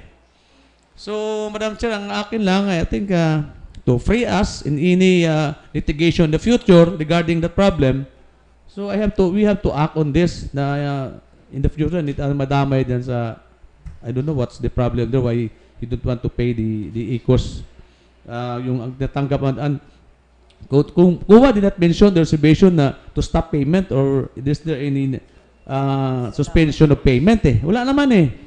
Pina-explain lang ng COA kung bakit BOT instead of 9184. I don't know why, but hindi na siya sagot ng ating mayor.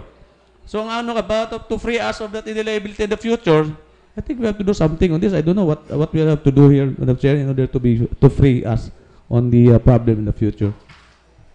Okay, Honorable Pagsugiron. Madam Chair, according to the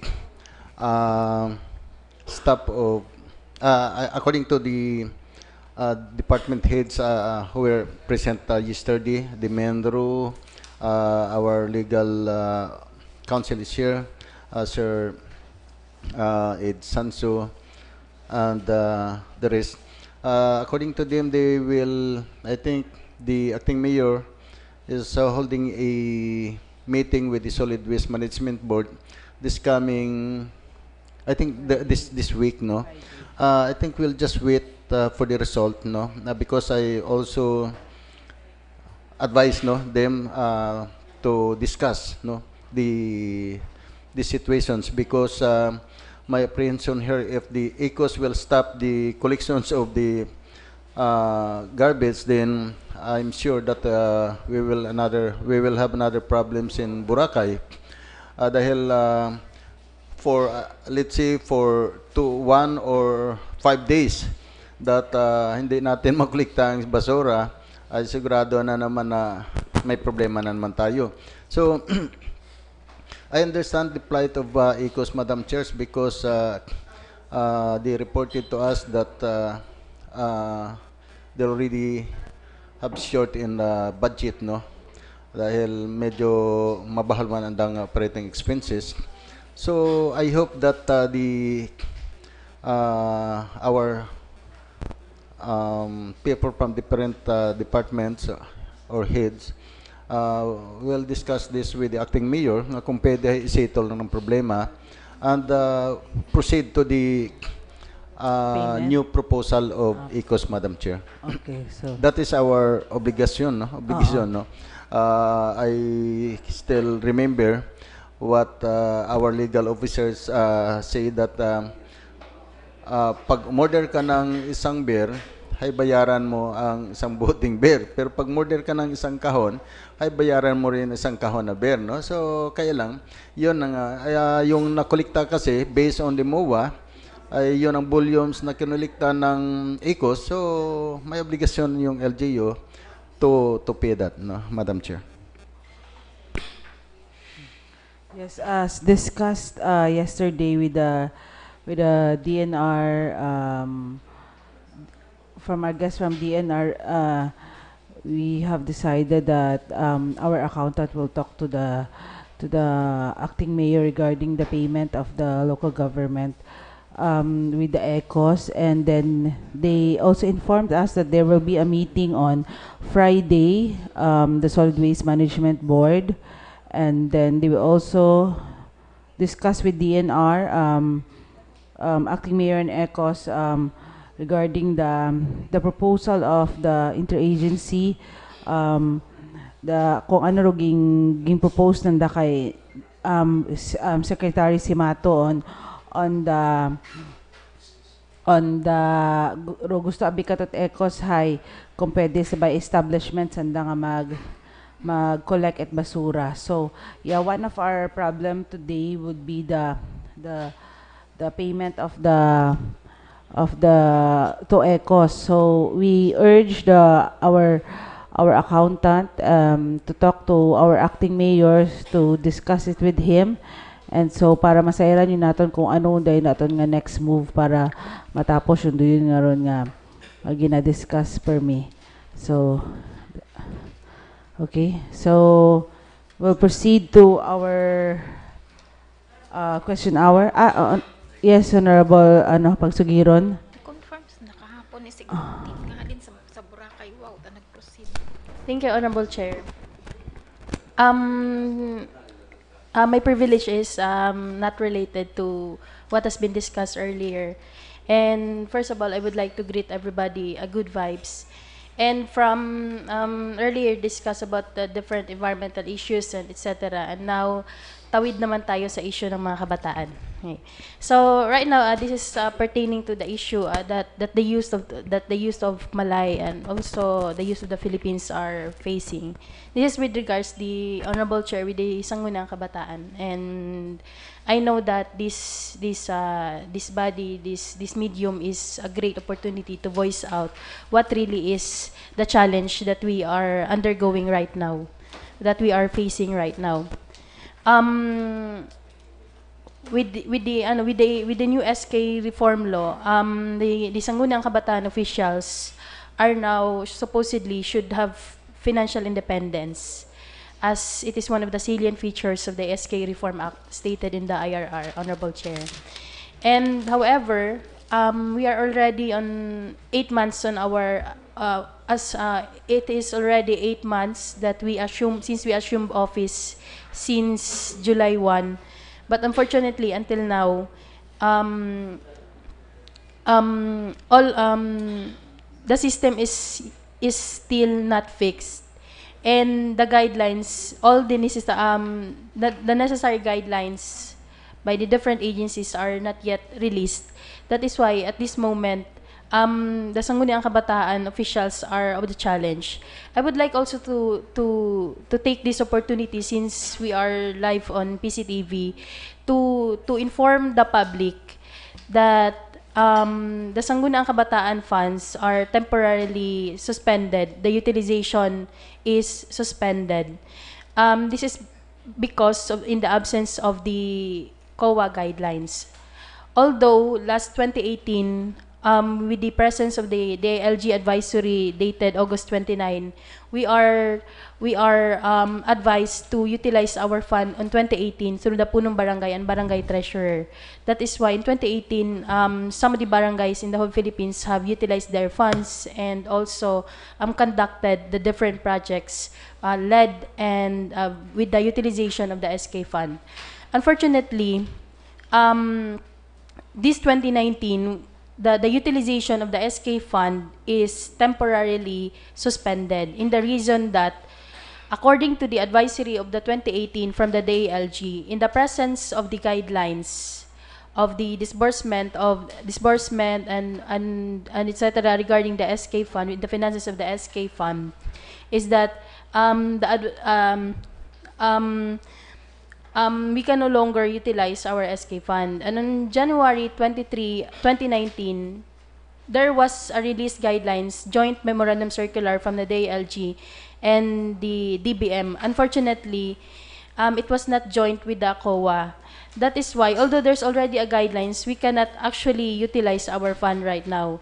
So it is actually a very great challenge to Sangguniang Kabataan officials. I would like to appeal to the public, since some of the SK chairpersons, most of the SK chairpersons actually come to me and ask for help because the public are pressuring them to do projects, because right now it's May and it's paliga season, and all the people from their barangays are pressuring them. They're already expecting that the SK will spearhead the different sports activities. But unfortunately, I would like to appeal to the public at the same time to say apology if not all of the barangays could conduct their annual activities that they're expecting, since right now actually the SK fund is temporarily suspended with regards to the utilization, Honorable Chair. With regards to that, I could actually say that it is still an issue because we have already assumed office for almost 8 months, but until now, we cannot utilize our funds. So, in that case, we have been labeled, sorry for the word, but the Sangguniang Kabataan have already been labeled as walang kwenta. So, it's the fact that we are actually facing, because we cannot, we are labeled as walang kwenta, but most of the people doesn't know the challenges that we are facing. Honorable Chair, with regards to that, there is actually an urgency that we should utilize our fund, because for the first place, it is the right of the people, especially our youth constituents, to benefit from the projects. We have the platform, but we cannot actually utilize our platform, which is the SK fund. Honorable Chair, with that, for the benefit of the youth and for the benefit of the youth, I would like to move for a motion for this August body to pass a resolution urging the Commission on Audit to fast-track the guidelines with regards to the release and utilization of the Sangguniang Kabataan Fund, Honorable Chair. Thank you so much, and I hope that this body will support that proposed resolution. Okay. So, Madam Secretary, the Honorable Pagsugiron has proposed for the resolution urging the Commission on Audit. Yes, Honorable Batista. This is Sir Mark. I would like to ask the presenter if that's really the problem. the release of ISKI's funds was suspended because they're waiting for guidelines for its from COA. And then there was a DILG memorandum. So Honorable Hope, ano ro natabo amat ging stop ro inyo nga ano pagpugot of funds. Honorable Chair, in the absence of the COA guidelines, we cannot actually utilize our SK fund.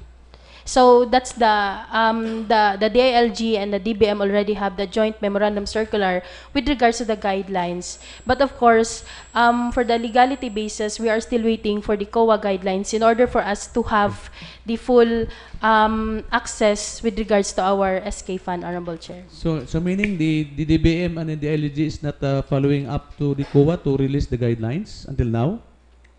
Honorable Chair, with regards to that, I really don't have any idea with regards to that. That is why, as an LGU, I would like to propose a resolution to urge the Commission on Audit so that they will be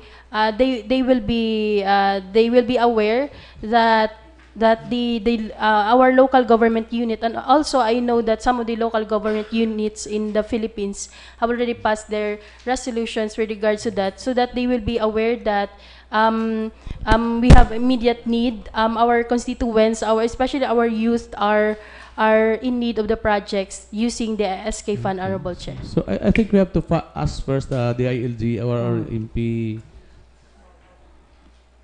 Sir Mark? Maybe later, so we're starting in a privilege hour. Privilege. So it was really the reason behind. Why is it that COA has not until now did not issue on guidelines? So I don't know what guidelines they are referring to. And it's almost 8 months, as mentioned, that wala pa rin guidelines. So kung guidelines na naman, I don't think that will take a year, no? So doing it. So I think we have to ask first siguro sa DLG. Maybe there's some other reasons. Now, why is it the reason why the COA cannot issue, or are they really doing their best of doing it? I know there's some other reason. Maybe not only on the delay by COA, but maybe some other reasons. But when you talk about projects of the youth, no? So I don't know what are projects identified by the ISKIs, no? Except or maybe on some sports activities. Dahil sa ngayon, even they have no budget, sumasali pa rin sila sa sa mga liga-liga. So sa ngayon siguro, I think it depends on the ISKI how to generate funds, no? In spite of the unavailability of funds from the ISKI funds. Pero may mga diskarte man sa daw na para lang to do something to have some activities for the youth within the respective barangay, Madam Chair. So siguro maghugod ng ISKI nga hindi lang magsalig na wat pundo para man may hindi mahambay nga parang in-hotel ang ISKI dahil wat pundo abi. So may idea sanda para man maka-join with activities. Parang so, Madam Chair nga if we always rely on the ISKI funds that alam natin na it will take time. So they have to be more resourceful in order to have some activities naman without even using ISKI funds, Madam Chair. So ang ano ko lang siguro, we have to ask first the LG, ano ba ang rason bakit hanggang ngayon wala pa rin guidelines na pinalabas ang COA, Madam Chair. Okay, Honorable Pagsugiron. Thank you, Honorable Chair. May I state some opinion with regards to the statement of Honorable Bautista? Thank you, Honorable Chair. Yes, it is true. I'm amenable that, as stated in the IRR also of the SK Reform Act, one of the duties of the Sangguniang Kabataan officials is to raise funds in addition to our SK fund in order to implement more projects. However, we have 10% SK fund in the barangay. Sayang, we are mandated actually to do projects, to utilize projects from the Sangguniang Kabataan Fund. And lately released, according to the SK Reform Act, one of the grounds for the dismissal of office of SK official is the non-compliance with the annual Barangay Youth Investment Program. If we don't implement the projects in our ABIP, we will be charged of dismissal to office. How could we implement if we cannot actually utilize our fund? So it's very ironic to say that some of the provisions of the SK Reform Act are cannot be actually, we are at the center. We cannot actually move. We cannot move. If we do this, we will be charged of this and that. And Honorable Chair, my point is that we are actually protecting the rights of our people, of the youth. It is the right, the privilege of our youth in our barangay that they should be given, that the funds should be utilized for the projects for the benefit of the youth. So, and the primary purpose of this resolution is to urge the Commission on Audit in order for us to help our youth so that for us to utilize our fund, and that's for the benefit of our youth, and that's actually I don't want to limit.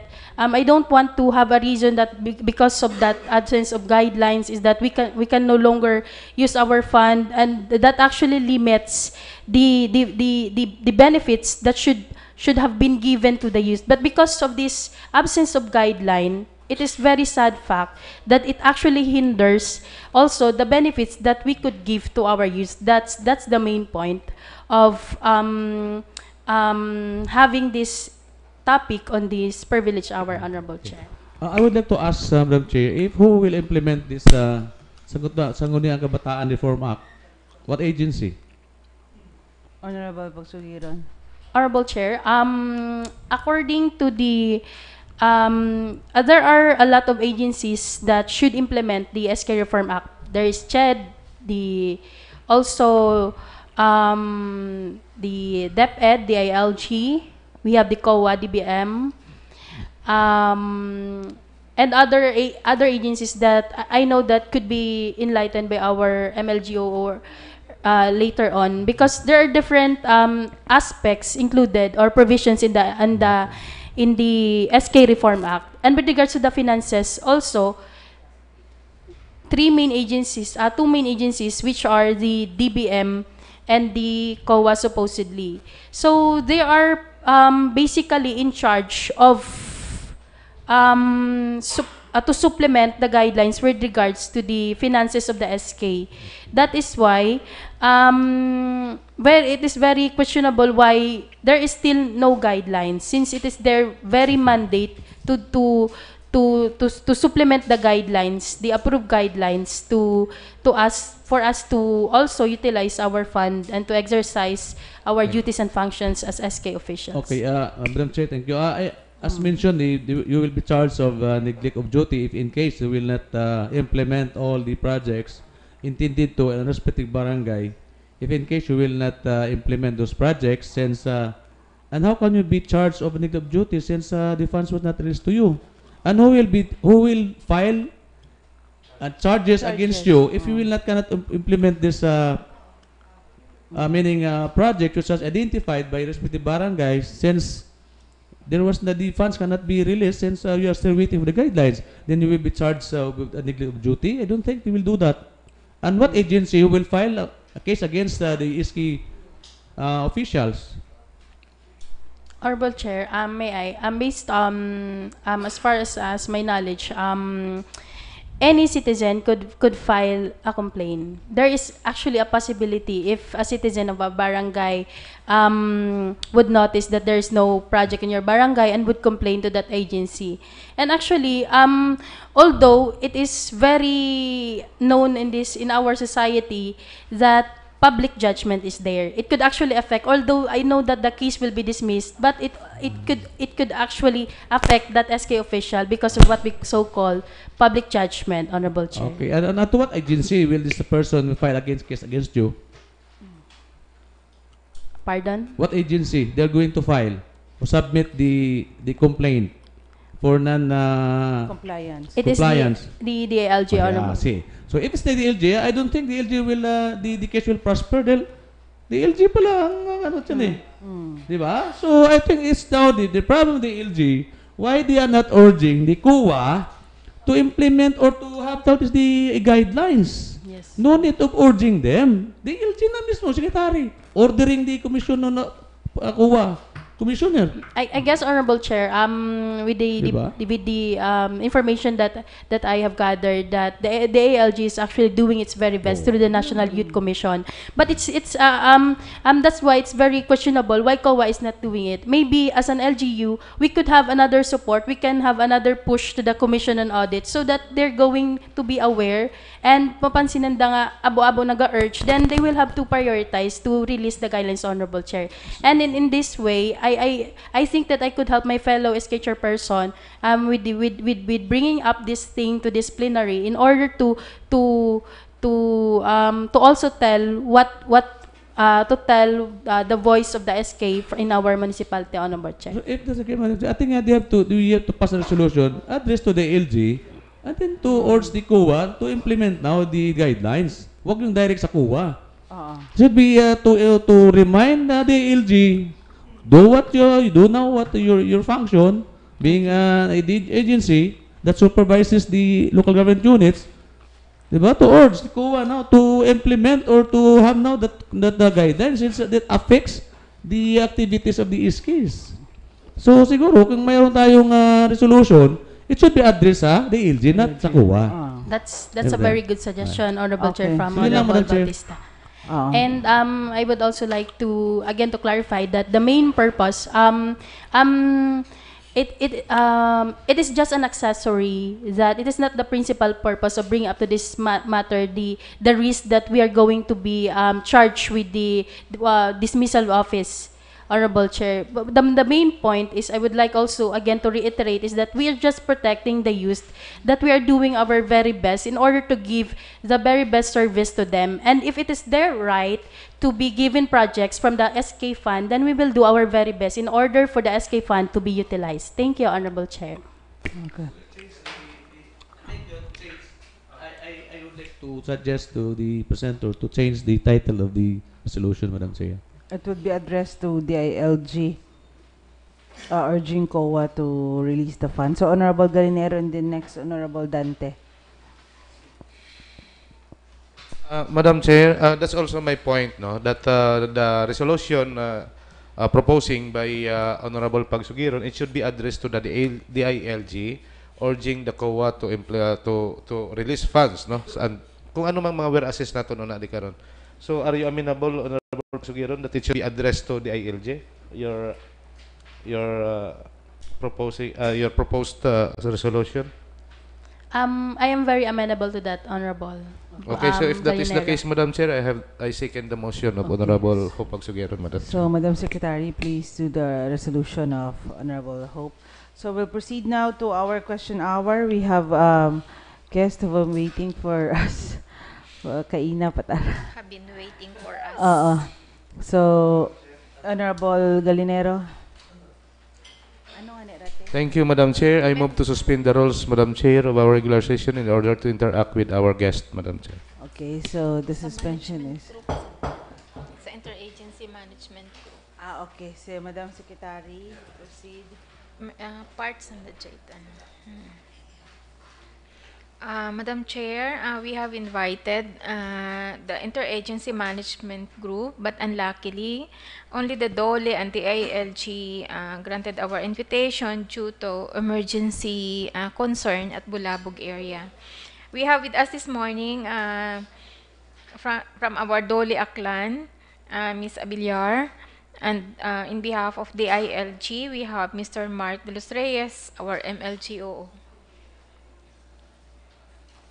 Okay. From Dole, Ma'am Faiganan, and Sir Mark, our... Ma'am Abiliar. Madam Chair, correction, Ma'am Abiliar. Ma'am Abiliar. Ma'am Abiliar. Okay, so this is regarding the clarification and mandate of Boracay Interagency Management Group and support programs for Boracay that was raised by Honorable Pagsugiron. So, Honorable Pagsugiron. Actually, Madam Chairs, no, the problem is some of the members of the management group, especially the manager, Director. Bernardino, and General Chan is not around. So how can we discuss? Because the purpose of invitations is to ask them, no, what are their mandates and the uh, implementations of laws in Boracay. What are their the basis? No, are they going um, to use the local ordinances or the national government? No, that's the only purpose of the invitations. Dahil some of our constituents in Boracay are asking kung ano ang mandates it Boracay Interagency Management Group, no? So who will explain, since some of the invited persons is not here, Mr. Chair. So, but Hello. as far as I remember, it was, I think, Honorable Bautista mentions, no, or to include Duli, no. So since Yeah. So the we presence cannot of do nothing Doli, if we can ask, no, their presence what is are the not programs of Doli, because I think Doli is not part in the actual implementations of laws in Boracay, except of the provide programs for our constituents, Mr. Chair. Okay, so thank you, Honorable Bautista. Maybe it's high time to ask some questions also to the Dolly with regards to what concern you have, no? Okay, so Honorable Bautista is recognized. Actually, Mr. Chair, I mentioned about Dolly before. That's a problema ng mga kadis, mama. So I think this is not the... Ah, yeah, the- okay. the- So, But anyway, dito naman si ma'am na. I think we can so maybe we can ask our questions. guest if she's willing to answer other than the sa invitation, ma'am. Other concern with regards to the Dolly, ma'am. Kasi, Mr. Chair, ang ano kasi, actually, the invitation is talagang yung member ng ano, yung... Kadi. Yung Sa management task force. group. Ay, wala dito si Director Bernardino. And then... So it's okay, ma'am, that we can ask you some questions outside of the invitation sa imo.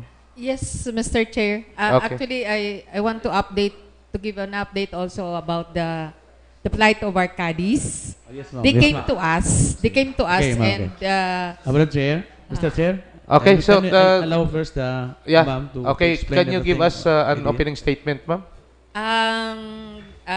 good Afternoon. good afternoon to this honorable body. We are very pleased to be invited again and to be part of the whatever concerns, discussions on the concerns affecting Boracay and LGU Malay in particular. For the BIRMG, I think it would be proper to address the invitation to Director Natividad Bernardino because she's leading, or the NR is leading the BIRMG.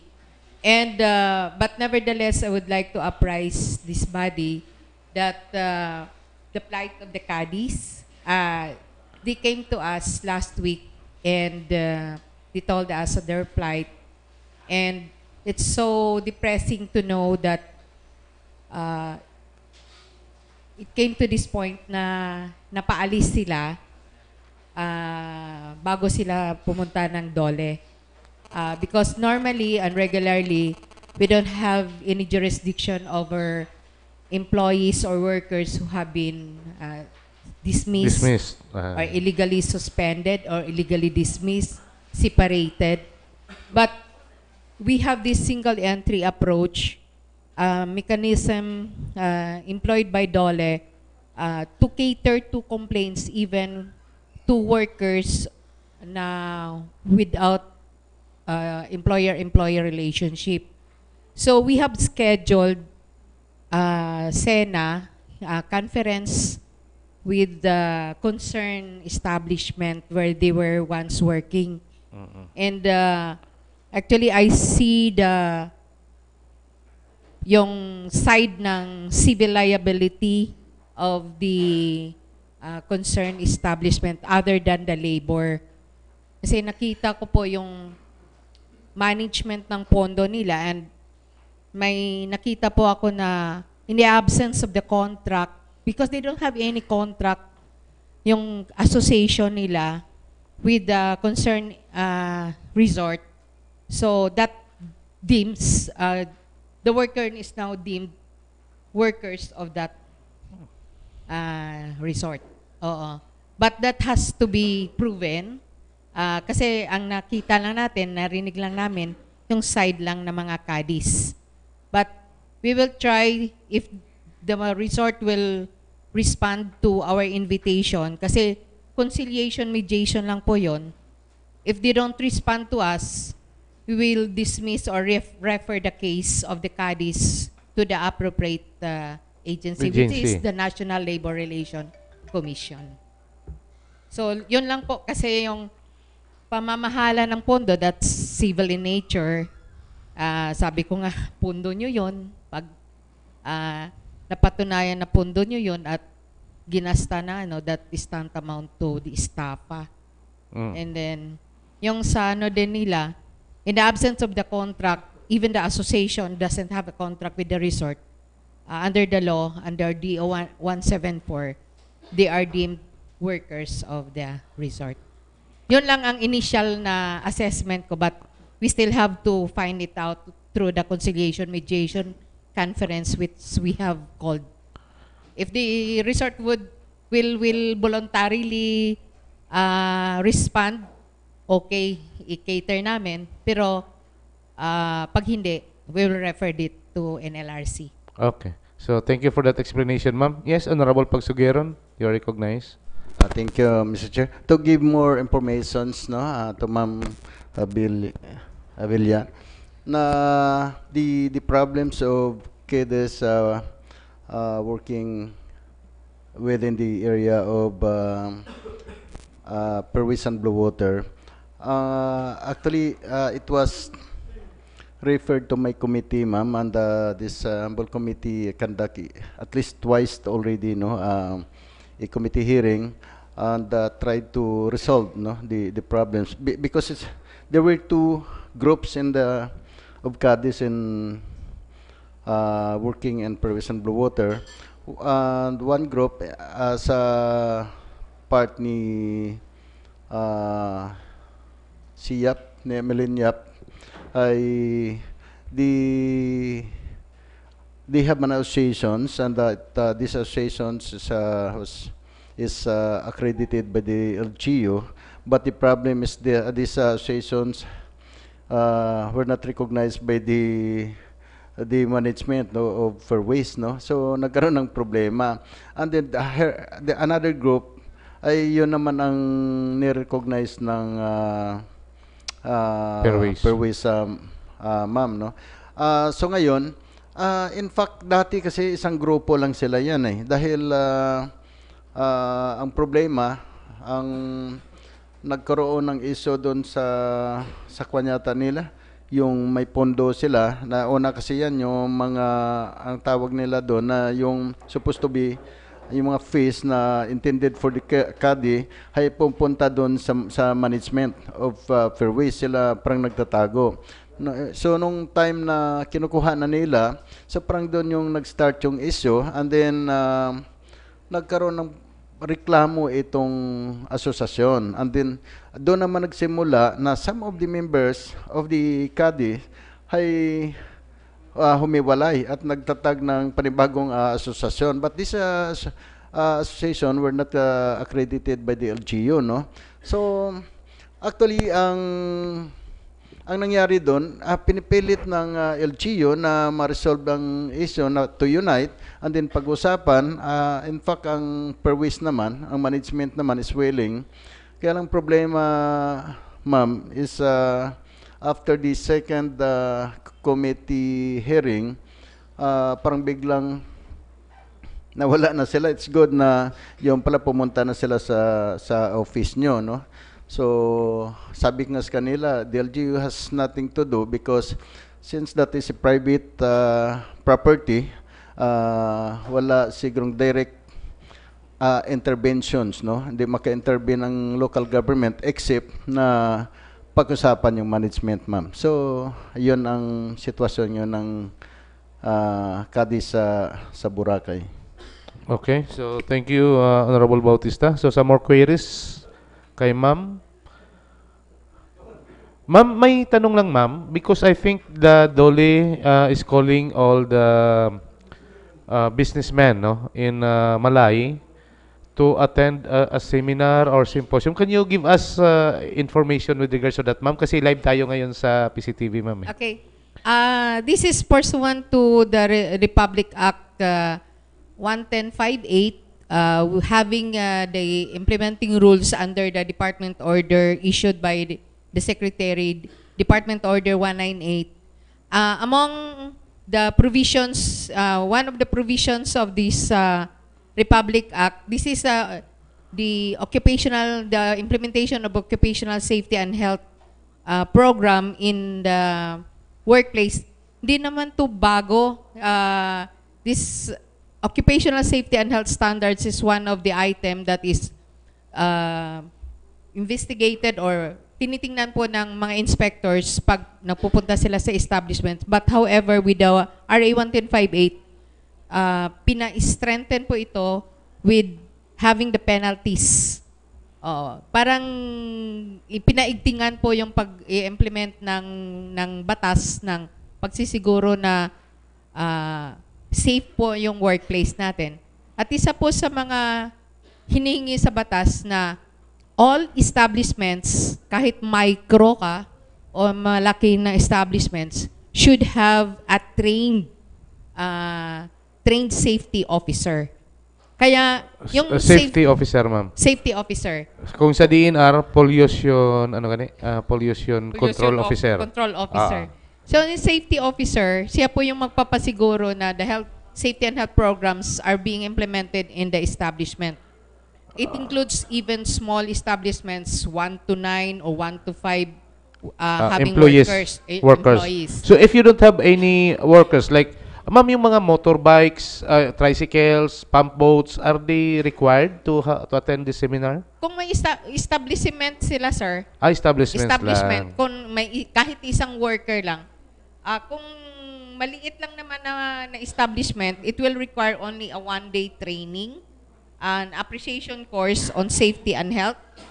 Kung mga malalaki na, 10 up, ang hinahanap po kasi dyan na dapat may trained kayo na safety officer, na yung safety officer is trained 40 hours na training, which is 5 days.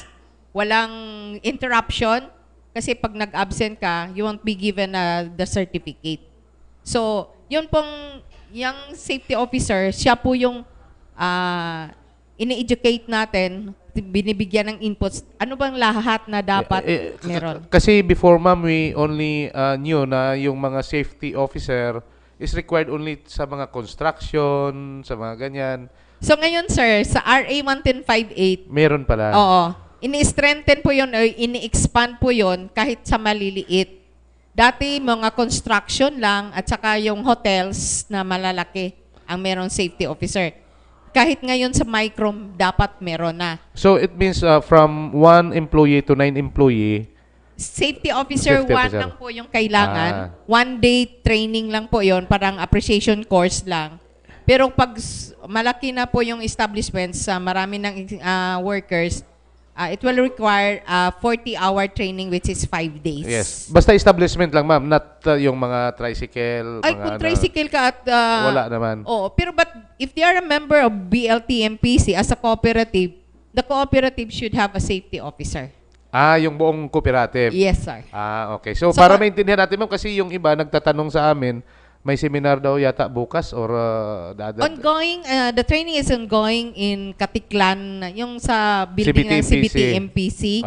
And the training is not given by DOLE, but it's extended by an accredited safety training organization, which is COSHIMAP. Ang dami pong accredited na safety training organization, sir. Pero yung sa atin so dito, it was a company.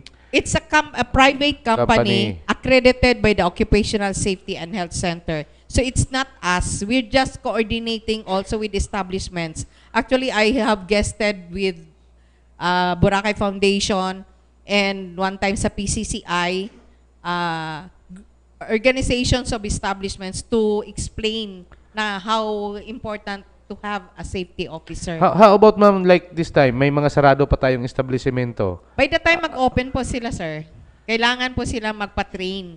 Kaya, Pero as of this time, hindi muna sila magpa-train. Kasi sarado eh. pwede rin, sir. On their Para own at least kasi voluntary pag-open, preparation by the time nag-open sila. Because the penalty is not that to be taken for granted because it's 40,000.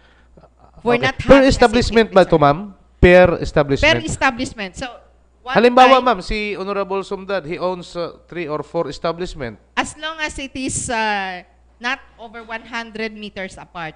Pag sobra ng 100 meters apart, Kailangan meron. every, Halimbawa, sa isang building, dalawa yung negosyo mo, may restaurant ka, o kaya may tubigan ka, at saka sabi laundry.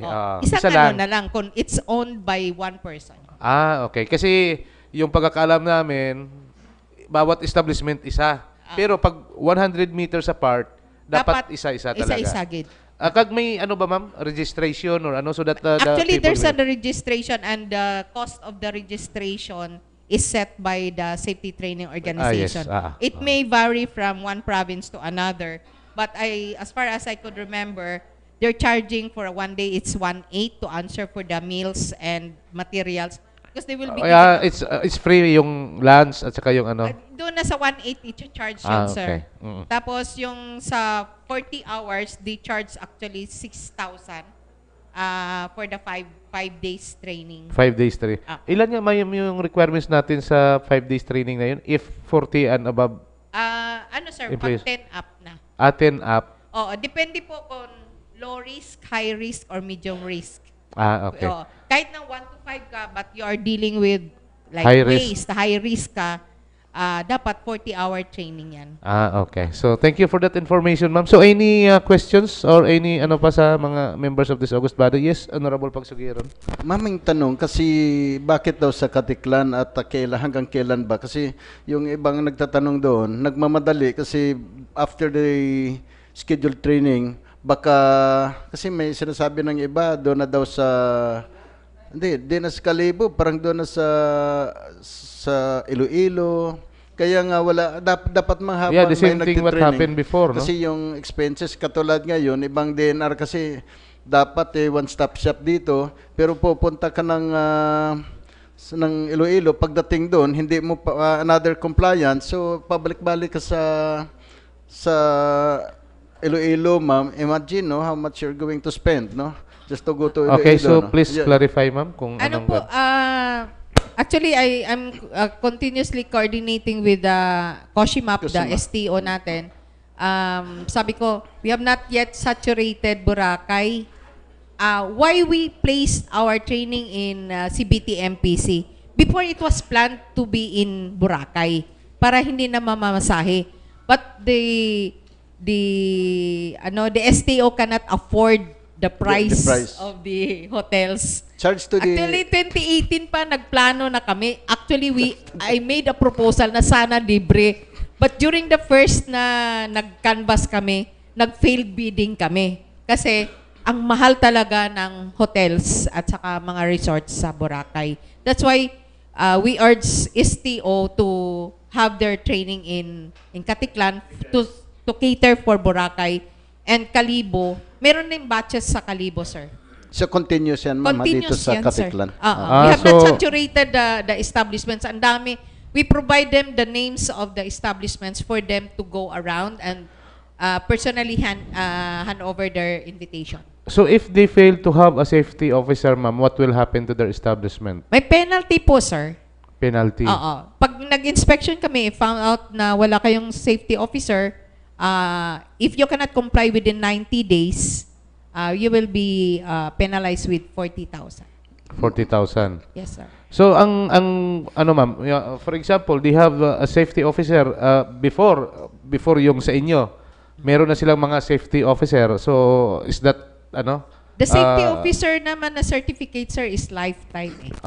Halimbawa, meron na sila, ma'am. Wala sila dito ngayon, hindi sila umattend, pero meron na silang safety officer. Okay lang ba yun? Okay lang yun. Basta yung the same module or the same content of the training that they have acquired before, yun din ang module na, kasi standardized naman yung training namin, sir. So they have a qualification to... No, depende po sa designation ng establishment owner kung sino po yung ipapadala niya. Kaya lang, sabi ko nga, I advise the management, piliin niyo po yung mga loyal. Yeah, kasi ma'am, kasi baka alis din yan, yes. At saka bibit-bitin nila yung certificate. Because the certificate, mabakal ini siya, sir, sa abroad. Because that same training is required for those safety officer going abroad. Okay. Sige. So meaning, mama, pag itong nag-training na safety officer, nag-resign, so another training. Yes, sir. Yun lang. Kaya nga we advise management to bind the employee sent to training with a service contract. Ma'am, bakit ngayon lang yan? Sir, because of the enactment of the Republic Act 11058 na meron ng ano. Kailan yun, ma'am? Kailan nag-start? January lang nag-effect, sir. January lang nag-effect. Kasi tinatanong ko yan kasi yung sa fire department nag-implement ng fire certification sa lahat ng mga may business na including mangingis basta may business permits ka, halimbawa fisherman ka. So may fire certificate dapat na i-secure ka. Ang tanong ko, bakit ngayon lang? Batas pala yung matagal na. Meron na tayong requirement yan sa safety officer, sir, but we require them to bigger establishment before. But with the enactment or the passage of RA 11058, effective January. Effective January, sir. Bago lang Kaya pala. Nag-ano kami na the training should be massive. Okay. So thank you for that information, ma'am. Sir. Some more clarification with ma'am or... Sir Mark, no? Okay, so Sir Mark, parang nagulat si Sir Mark sa'yo. Tanong ko sana kanina kay Sir Mark, Mr. Chair, no? Go ahead. You had mentioned earlier na I'm not Honorable Bautista. Yes, I stand corrected, Honorable Pagsigero. Hindi, alauna ron ho, gutom ron ako. Kay Sir Mark, no? Regarding dito sa Sir Mark Sakwan, sa DLG requirements kasi sa compliance ng COC, no? Ang DNR kasi nag-release na ng Certificate of Compliance pero wala pa sa listing ng DLG. So the Department of Tourism cannot issue accreditation to certain establishment dahil wa pa listahan, no? Wa pa nag-release ang list ng DLG. Okay, so any comments from our MLGOO? The return of the comeback? Thank you, Mr. Chair. Sa aton nga members of the Sanggunian and of course my colleagues in public service and the people of Malay, good afternoon, no? Good afternoon. With regards to the question of Honorable Pagsugiron, the requirement for what did you mention earlier is the ECC, right? The ECC for the requirement. We will talk with the DNR when I came back in the island to verify if that would be included in as part of the inspection committee, Boracay Inspection Committee, and we'll get back to you once we got a confirmation from them. Thank you, Mr. Chair. Okay. This is with regards to the compliance sa building sa ECC? Sa establishment because in my case, Mr. Chair, the DNR already issued a certificate of compliance. So when I submit the documents to DOT for the issuance of Accreditation. accreditations ay medyo wata sa list at the LG. But of course, I understand But you that have shown your certification. everything, of course, because the basis for the Department of Tourism for the issuance of accreditations is the business permits, no, issued by the Basi by the- tampered, hindi ba? Di naman rito, Mr. Chair. So, kompleto. And I think that is one also of the requirements of the LG, no? Nga sa mga local requirements, no? But you have tried to call the attention of the DNR if Ang DLG, kaya tinatanong, ginapamangkot ko kay Sir Mark eh. okay. What is their kwan, no? Sa checklist balanda, basi nga. Awa ka madala. I can give you, Mr. Chair, I can give you the copy. Okay. So, una ron ni mga lan, wa pa? That's the template, Mr. This Chair. is the requirements. Awa. Requirements. So, pero may COC ka na, Certificate of Compliance. Almost, I got it already. So, it means that you are now complied. Wa pa gani sa DLG. Awa pa sa DLG. Okay. DLG lang. Okay, so- Ginahulatit DOT, DLG checklist na. Please pray Actually, for Sir Mark. mangkot ka na kay Sir Mark. Ang, Mr. Chair, one last sa kay Sir Mark. Gusto ko sana ipamangkot kay nato ang regarding sa kay Miss, kuwan eh. kay Oo. Honorable Hope. Sa kon pamangko Iski sa funds. Because gamangkon, it's sa a common iski fund. problem, no? That Lahat. resolution is should be addressed to the LG or okay lang ba dahil Yes, sir. problema gid man tat iski mga iski around or the entire country because of that memorandum no nga ay kailangan nanda ang budget para man maka-project sanda sa andang mga barangay, Sir Mark. Okay, Sir Mark, please answer kasi kawawa si SB Dante parati sa solicitation. Okay, Sir Mark. Thank you, Mr. Chair. With regards, thank you that you brought it up. I was supposed to answer that earlier, but it's not allowed, no? But to clarify everything, the NYC, the National Youth Commission, and the DBM and DILG issued a joint memorandum setting the guidelines for the disbursement. But the law for the SK Reform Act states there that before the SK could disburse funds, they should wait still for the issuance of the COA booklet. Nakita na namin yung booklet. I don't know if this is hearsay, but may nakapag-inform na rin na that booklet is already available in the central office with the other agency. However, we're still waiting in the field to be distributed to the different SK federation and the SK officials for them to use that. And good thing you mentioned about the address of the resolution is that since we are co-equal with the COA and the DILG, I believe the resolution should be addressed to the Commission on Audit and not for the DILG because we can't tell the COA to, hey, fast track the download of the guidelines. So, if with your permission, if you could change the Okay. the title. Maybe of we the change that on resolution. the other matters na lang later. Yes, Honorable Bautista. Regarding the problem on yung booklet na or tong manual from COA, nabayaan na ba ng NMY, National Youth Commission at saka DLG na, hoy COA, ano bang ginagawa nyo?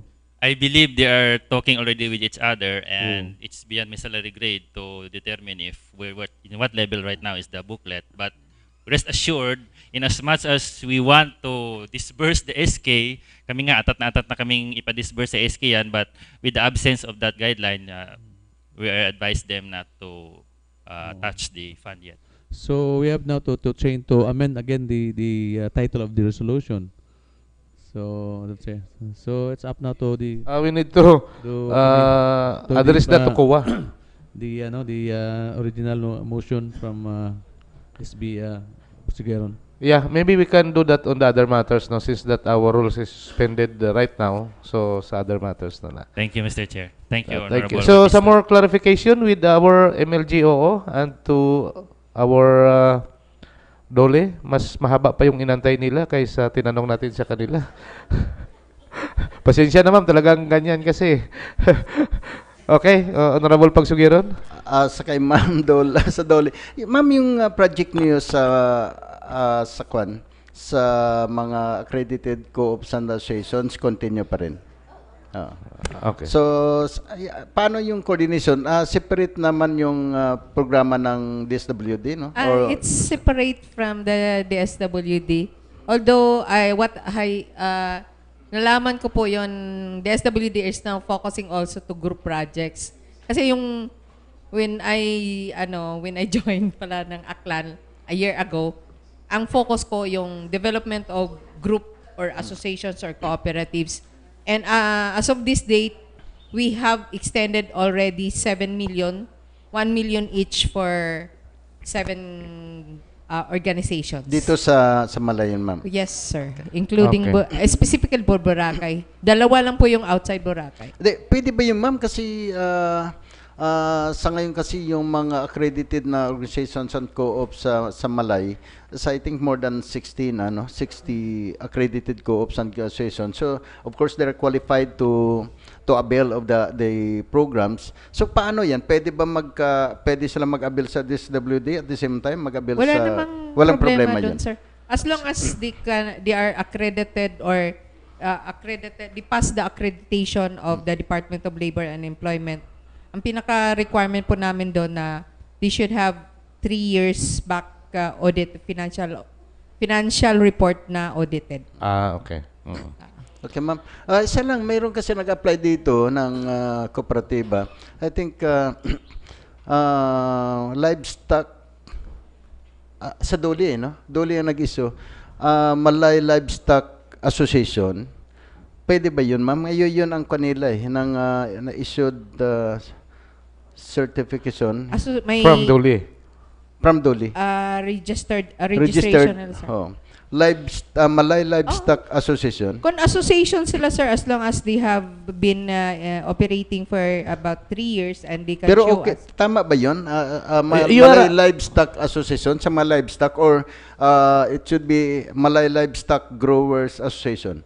Depende po kasi, sir. It's not the matter of name. Wala yun. I can choose any name for my organization as long as I can fit the requirements or I can cope with the requirements. Ma'am, tanong ko lang ma'am, sa Dole, you're accrediting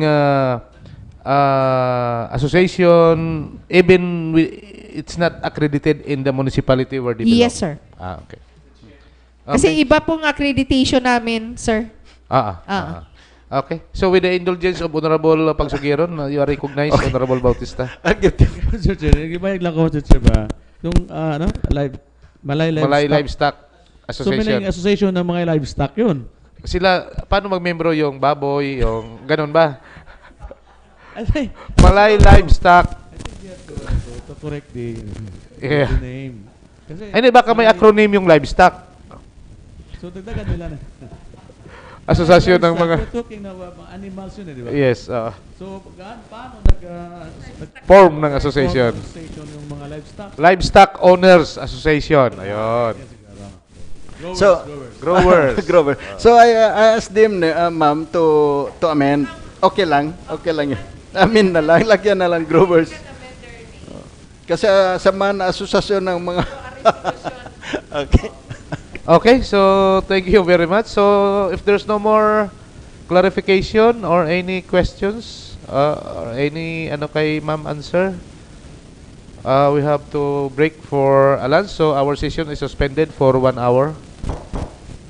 Ma'am, thank you, sir. Thank you. Thank you po. Para ma-improve talaga yung aming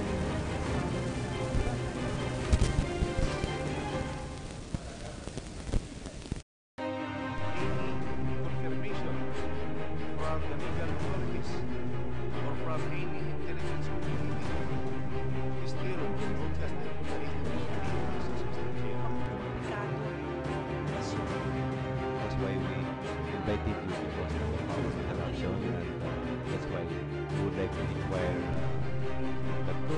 besmirch my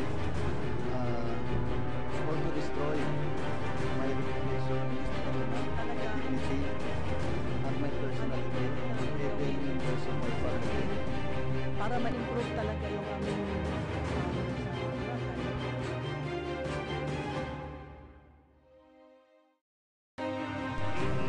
confirmation from the legal authorities or from any intelligence community is still broadcasted to the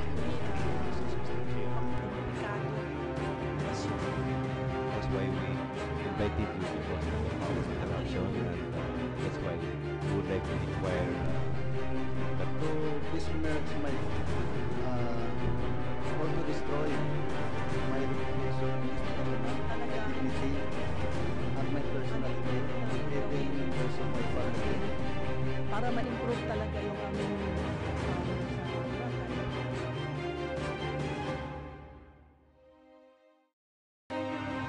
confirmation from the legal authorities or from any intelligence community is still broadcasted to the That's why we invited you because of this interaction, and that's why we would like to inquire that to besmirch my or to destroy my reputation, dignity, and my personal faith, even in those of my family. para ma-improve talaga yung aming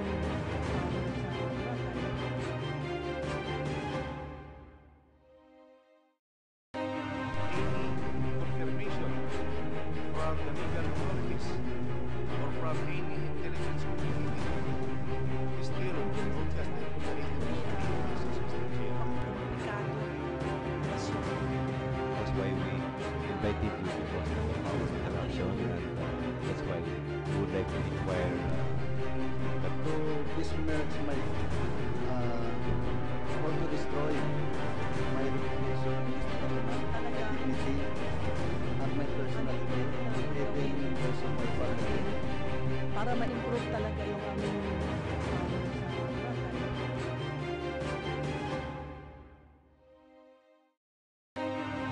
confirmation from the legal authorities or from any intelligence community is still broadcasted to the That's why we invited you because of this interaction, and that's why we would like to inquire that to besmirch my or to destroy my reputation, dignity, and my personal faith, even in those of my family. para ma-improve talaga yung aming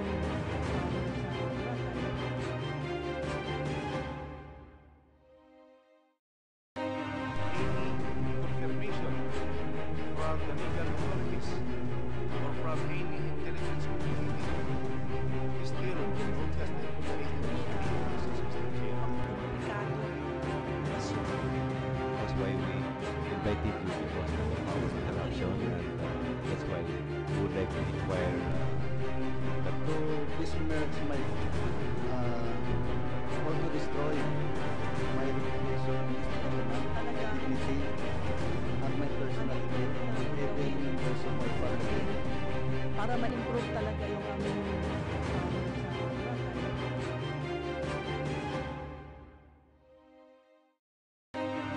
confirmation from the legal authorities or from any intelligence community is still broadcasted to the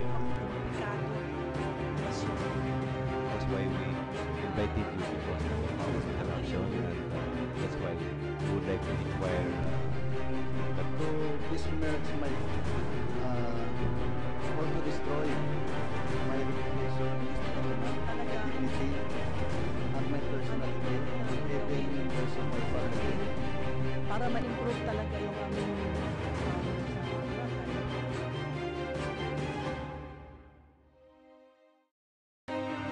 confirmation from the legal authorities or from any intelligence community is still broadcasted to the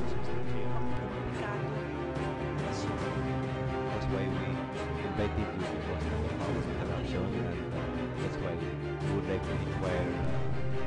But to besmirch my or to destroy my reputation, dignity, at my personal faith, even in terms of my family. Para ma-improve talaga yung aming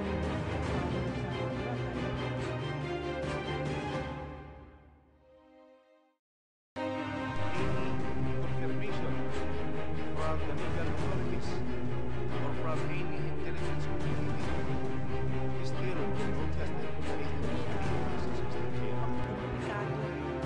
That's why we invited you because of interaction, and that's why we would like to inquire. But to besmirch my or to destroy my reputation, dignity, at my personal faith, even in terms of my family. para ma-improve talaga yung aming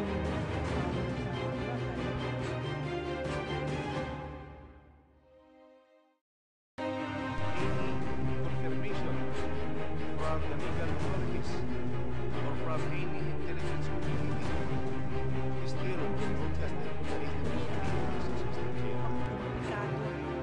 That's why we invited you because of interaction, and that's why we would like to inquire.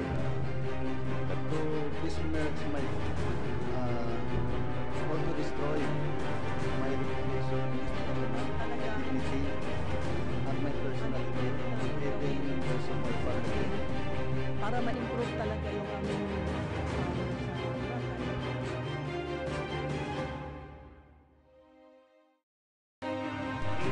confirmation from the legal authorities or from any intelligence community is still protested by That's why we invited you because of interaction, and that's why we would like to inquire. But to besmirch my or to destroy my reputation, dignity, at my personal faith, even in terms of my family. para ma-improve talaga yung aming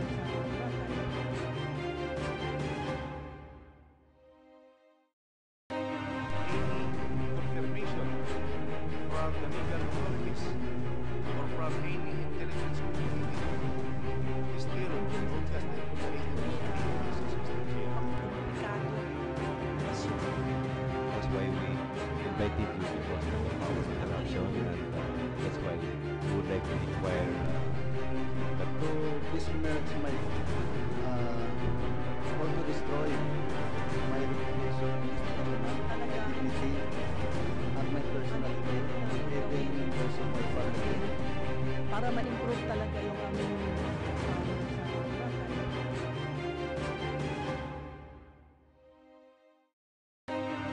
confirmation from the legal authorities or from any intelligence community is still protested by That's why we invited you because of interaction, and that's why we would like to inquire. But to besmirch my or to destroy my reputation, dignity, at my personal faith, even in terms of my family. para ma-improve talaga yung aming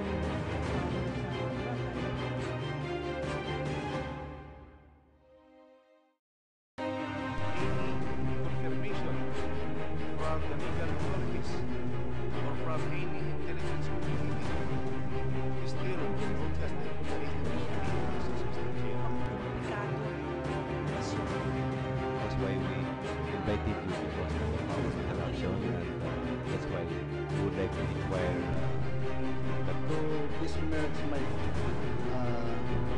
or to destroy my reputation, dignity, at my personal faith, even in terms of my family. para ma-improve talaga yung aming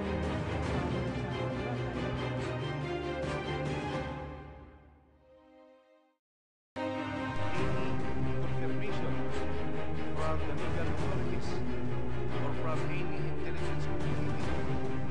Still, broadcasting That's why we invited you because of this interaction, and that's why we would like to inquire That to besmirch my or to destroy my reputation, dignity, and my personal even in terms of my family. Para ma-improve talaga yung aming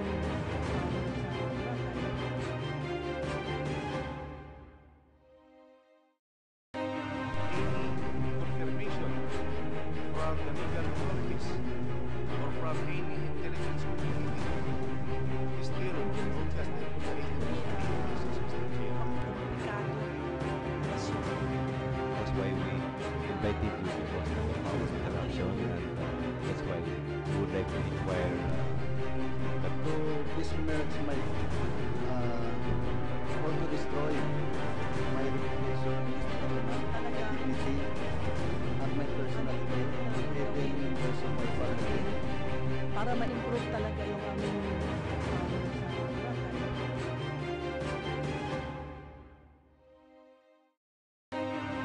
confirmation from the legal authorities or from any intelligence community.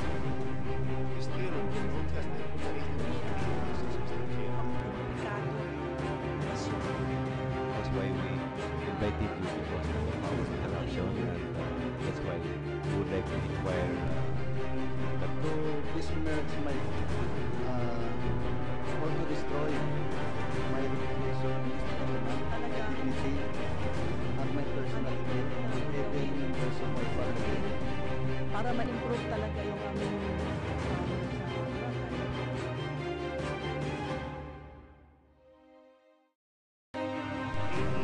confirmation from the legal authorities or from any intelligence community. Still, broadcasting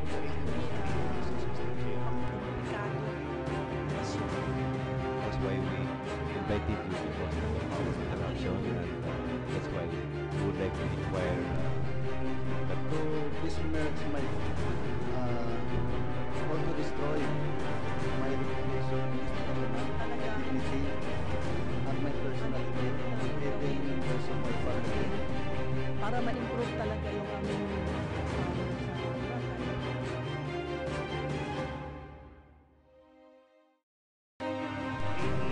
confirmation from the legal authorities or from any intelligence community. Still, broadcasting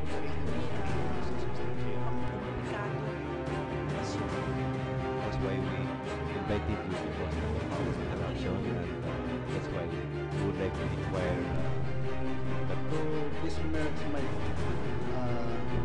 or to destroy my reputation, dignity, and my personal even in terms of my family. para ma-improve talaga yung aming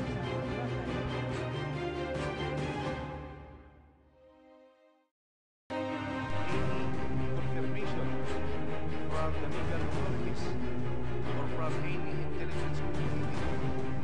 Still, broadcasting That's why we invited you because of this interaction, and that's why we would like to inquire That to besmirch my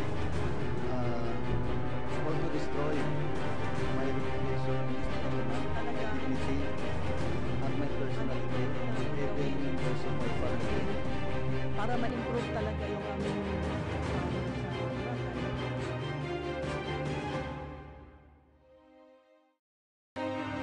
confirmation from the legal authorities or from any intelligence community. Still, broadcasting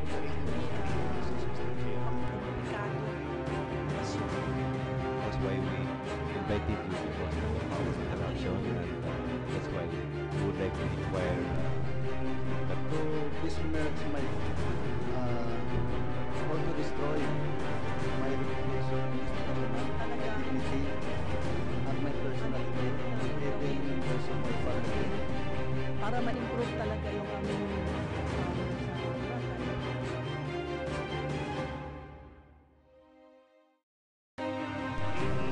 Confirmation from the legal authorities or from any intelligence community still protested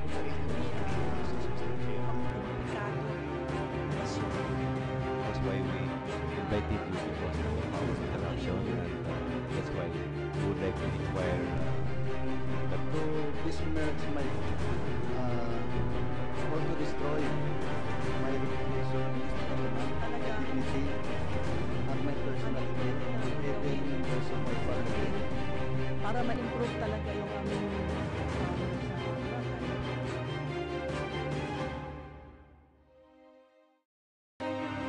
confirmation from the legal authorities or from any intelligence community still protested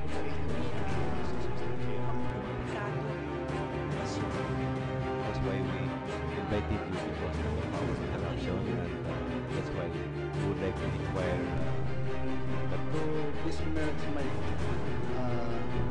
or to destroy my reputation, dignity, and my personal even members of my family. para ma-improve talaga yung aming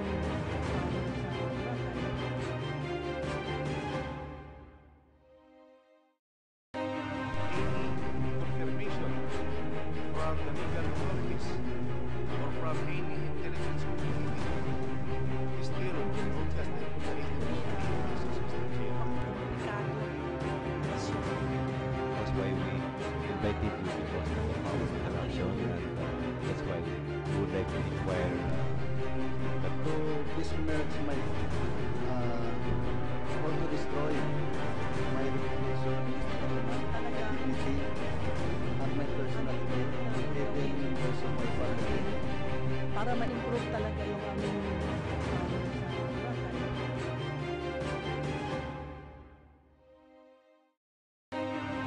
confirmation from the legal authorities or from any intelligence community still protested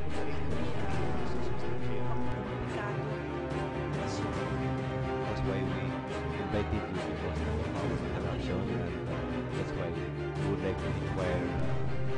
But to besmirch my or to destroy my reputation, dignity, and my personal even members of my family. para ma-improve talaga yung aming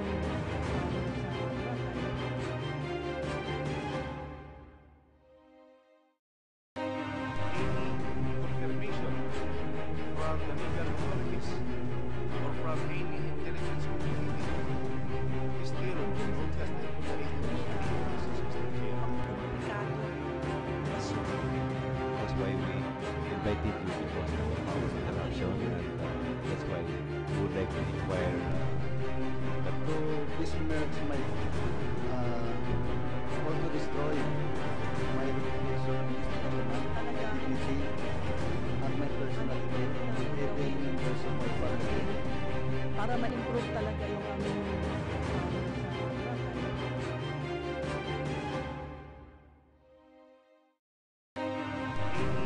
confirmation from the legal authorities or from any intelligence community still protested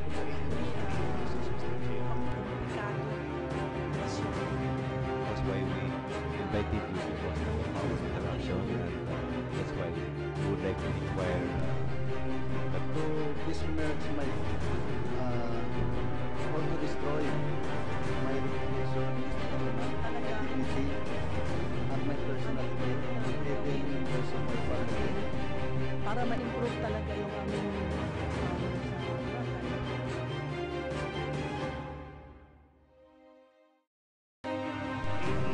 confirmation from the legal authorities or from any intelligence community still protested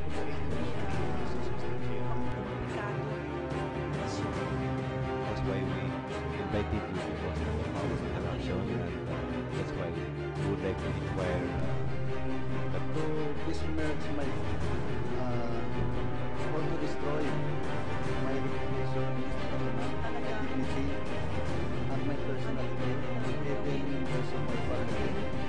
Para ma-improve talaga yung aming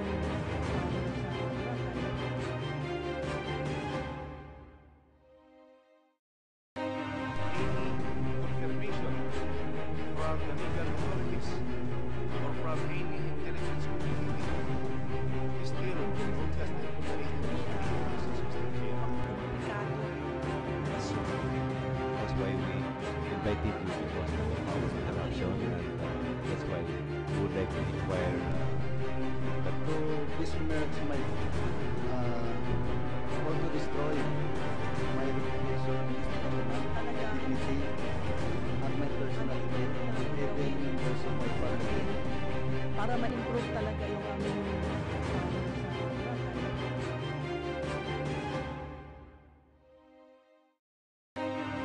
confirmation from the legal authorities or from any intelligence community is still contested to the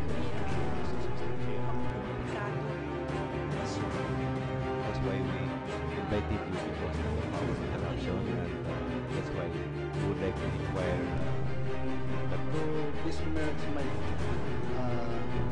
or to destroy my reputation, dignity, and my personal faith, even in those of my family. para ma-improve talaga yung aming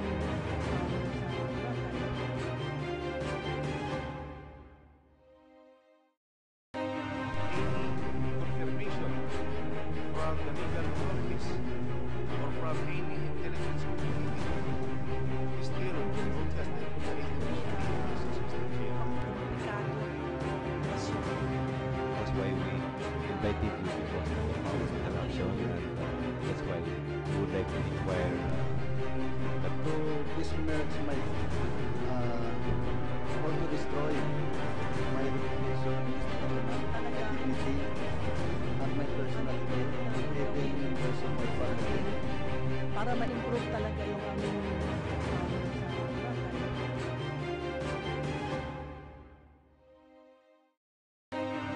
confirmation from the legal authorities or from any intelligence community is still contested to the That's why we invited you because of our interaction, and that's why we would like to inquire But to besmirch my or to destroy my reputation, dignity, and my personal faith, even in those of my family. para ma-improve talaga yung aming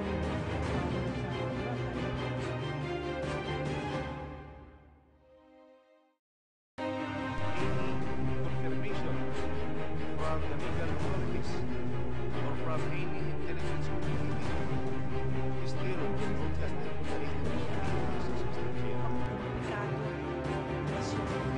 That's why we invited you because of our interaction, and that's why we would like to inquire But to besmirch my or to destroy my reputation, dignity, and my personal faith, even in those of my family. para ma-improve talaga yung aming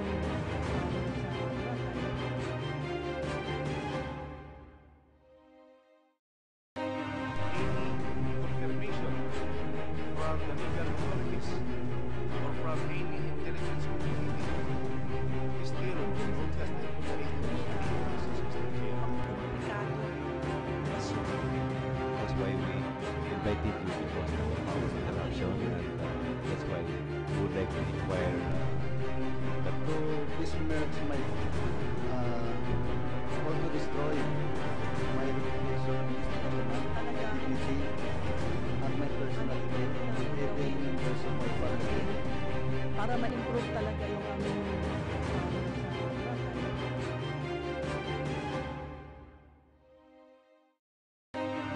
confirmation from the legal authorities or from any intelligence community is still contested to the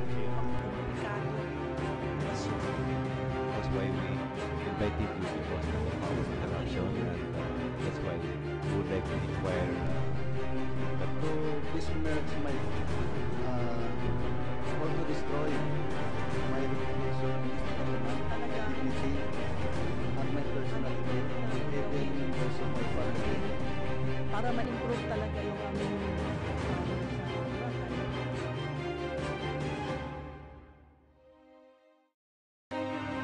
Confirmation from the legal authorities or from any intelligence community is still protested by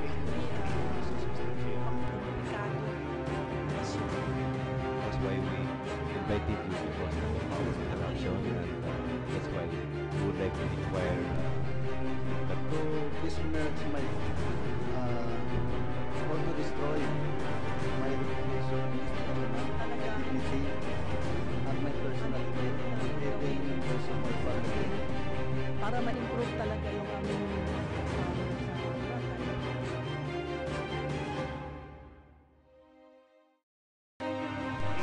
confirmation from the legal authorities or from any intelligence community is still protested by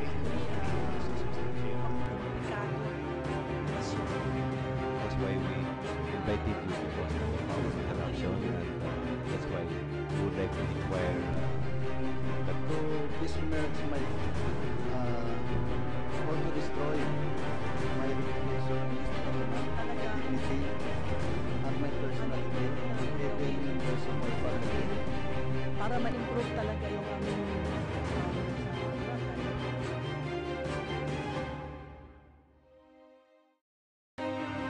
confirmation from the legal authorities or from any intelligence community is still protested by That's why we invited you because of corruption, and that's why we would like to inquire That to besmirch my or to destroy my reputation, dignity, and my personal faith, even those of my family. para ma-improve talaga yung aming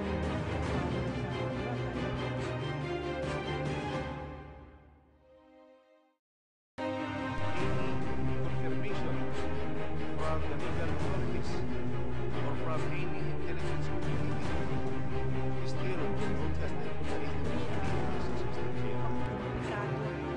That's why we invited you because of corruption, and that's why we would like to inquire That to besmirch my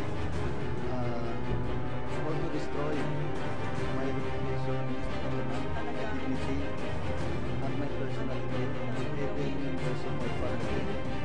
para ma-improve talaga yung aming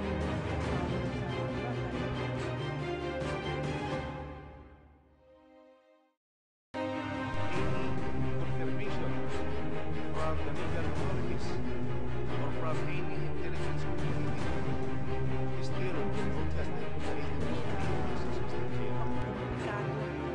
That's why we invited you because of corruption, and that's why we would like to inquire That to besmirch my or to destroy my reputation, dignity, and my personal faith, even those of my family.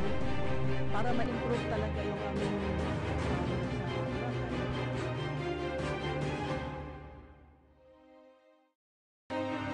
confirmation from the legal authorities or from any intelligence community is still protested by That's why we invited you because of corruption, and that's why we would like to inquire That to besmirch my or to destroy my reputation, dignity, and my personal faith, even those of my family. para ma-improve talaga yung aming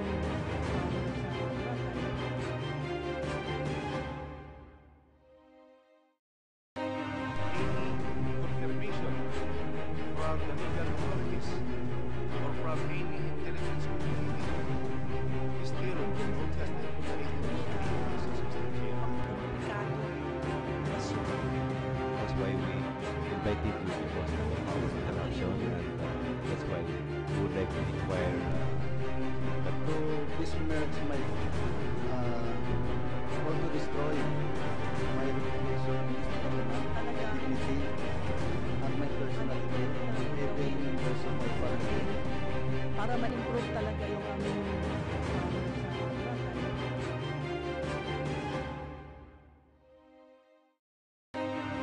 confirmation from the legal authorities or from any intelligence community still protested the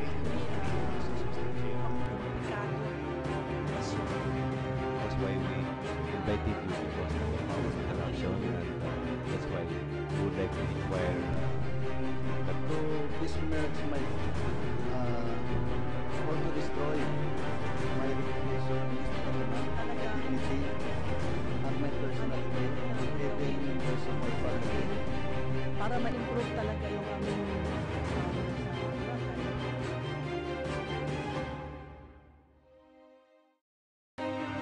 confirmation from the legal authorities or from any intelligence community still protested the That's why we invited you because of this interaction, and that's why we would like to inquire But to besmirch my or to destroy my reputation, dignity, and my personal faith, even in those of my family. para ma-improve talaga yung aming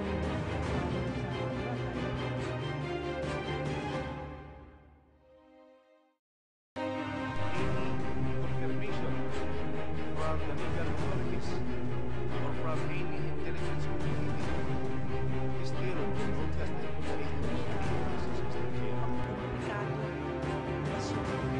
That's why we invited you because of this interaction, and that's why we would like to inquire But to besmirch my or to destroy my reputation, dignity, and my personal faith, even in those of my family. para ma-improve talaga yung aming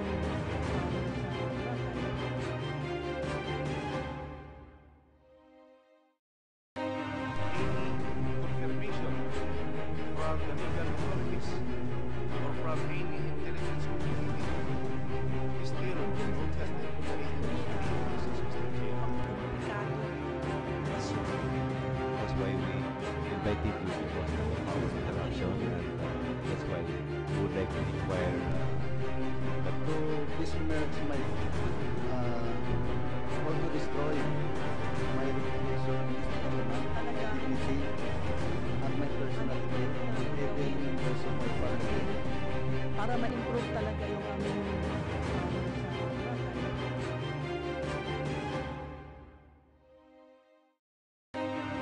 confirmation from the legal authorities or from any intelligence community still protested the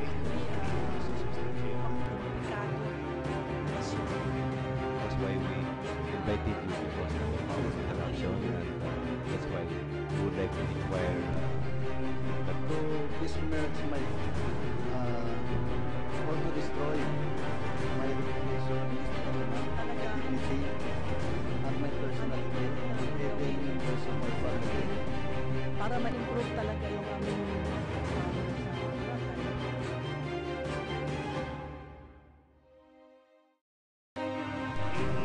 confirmation from the legal authorities or from any intelligence community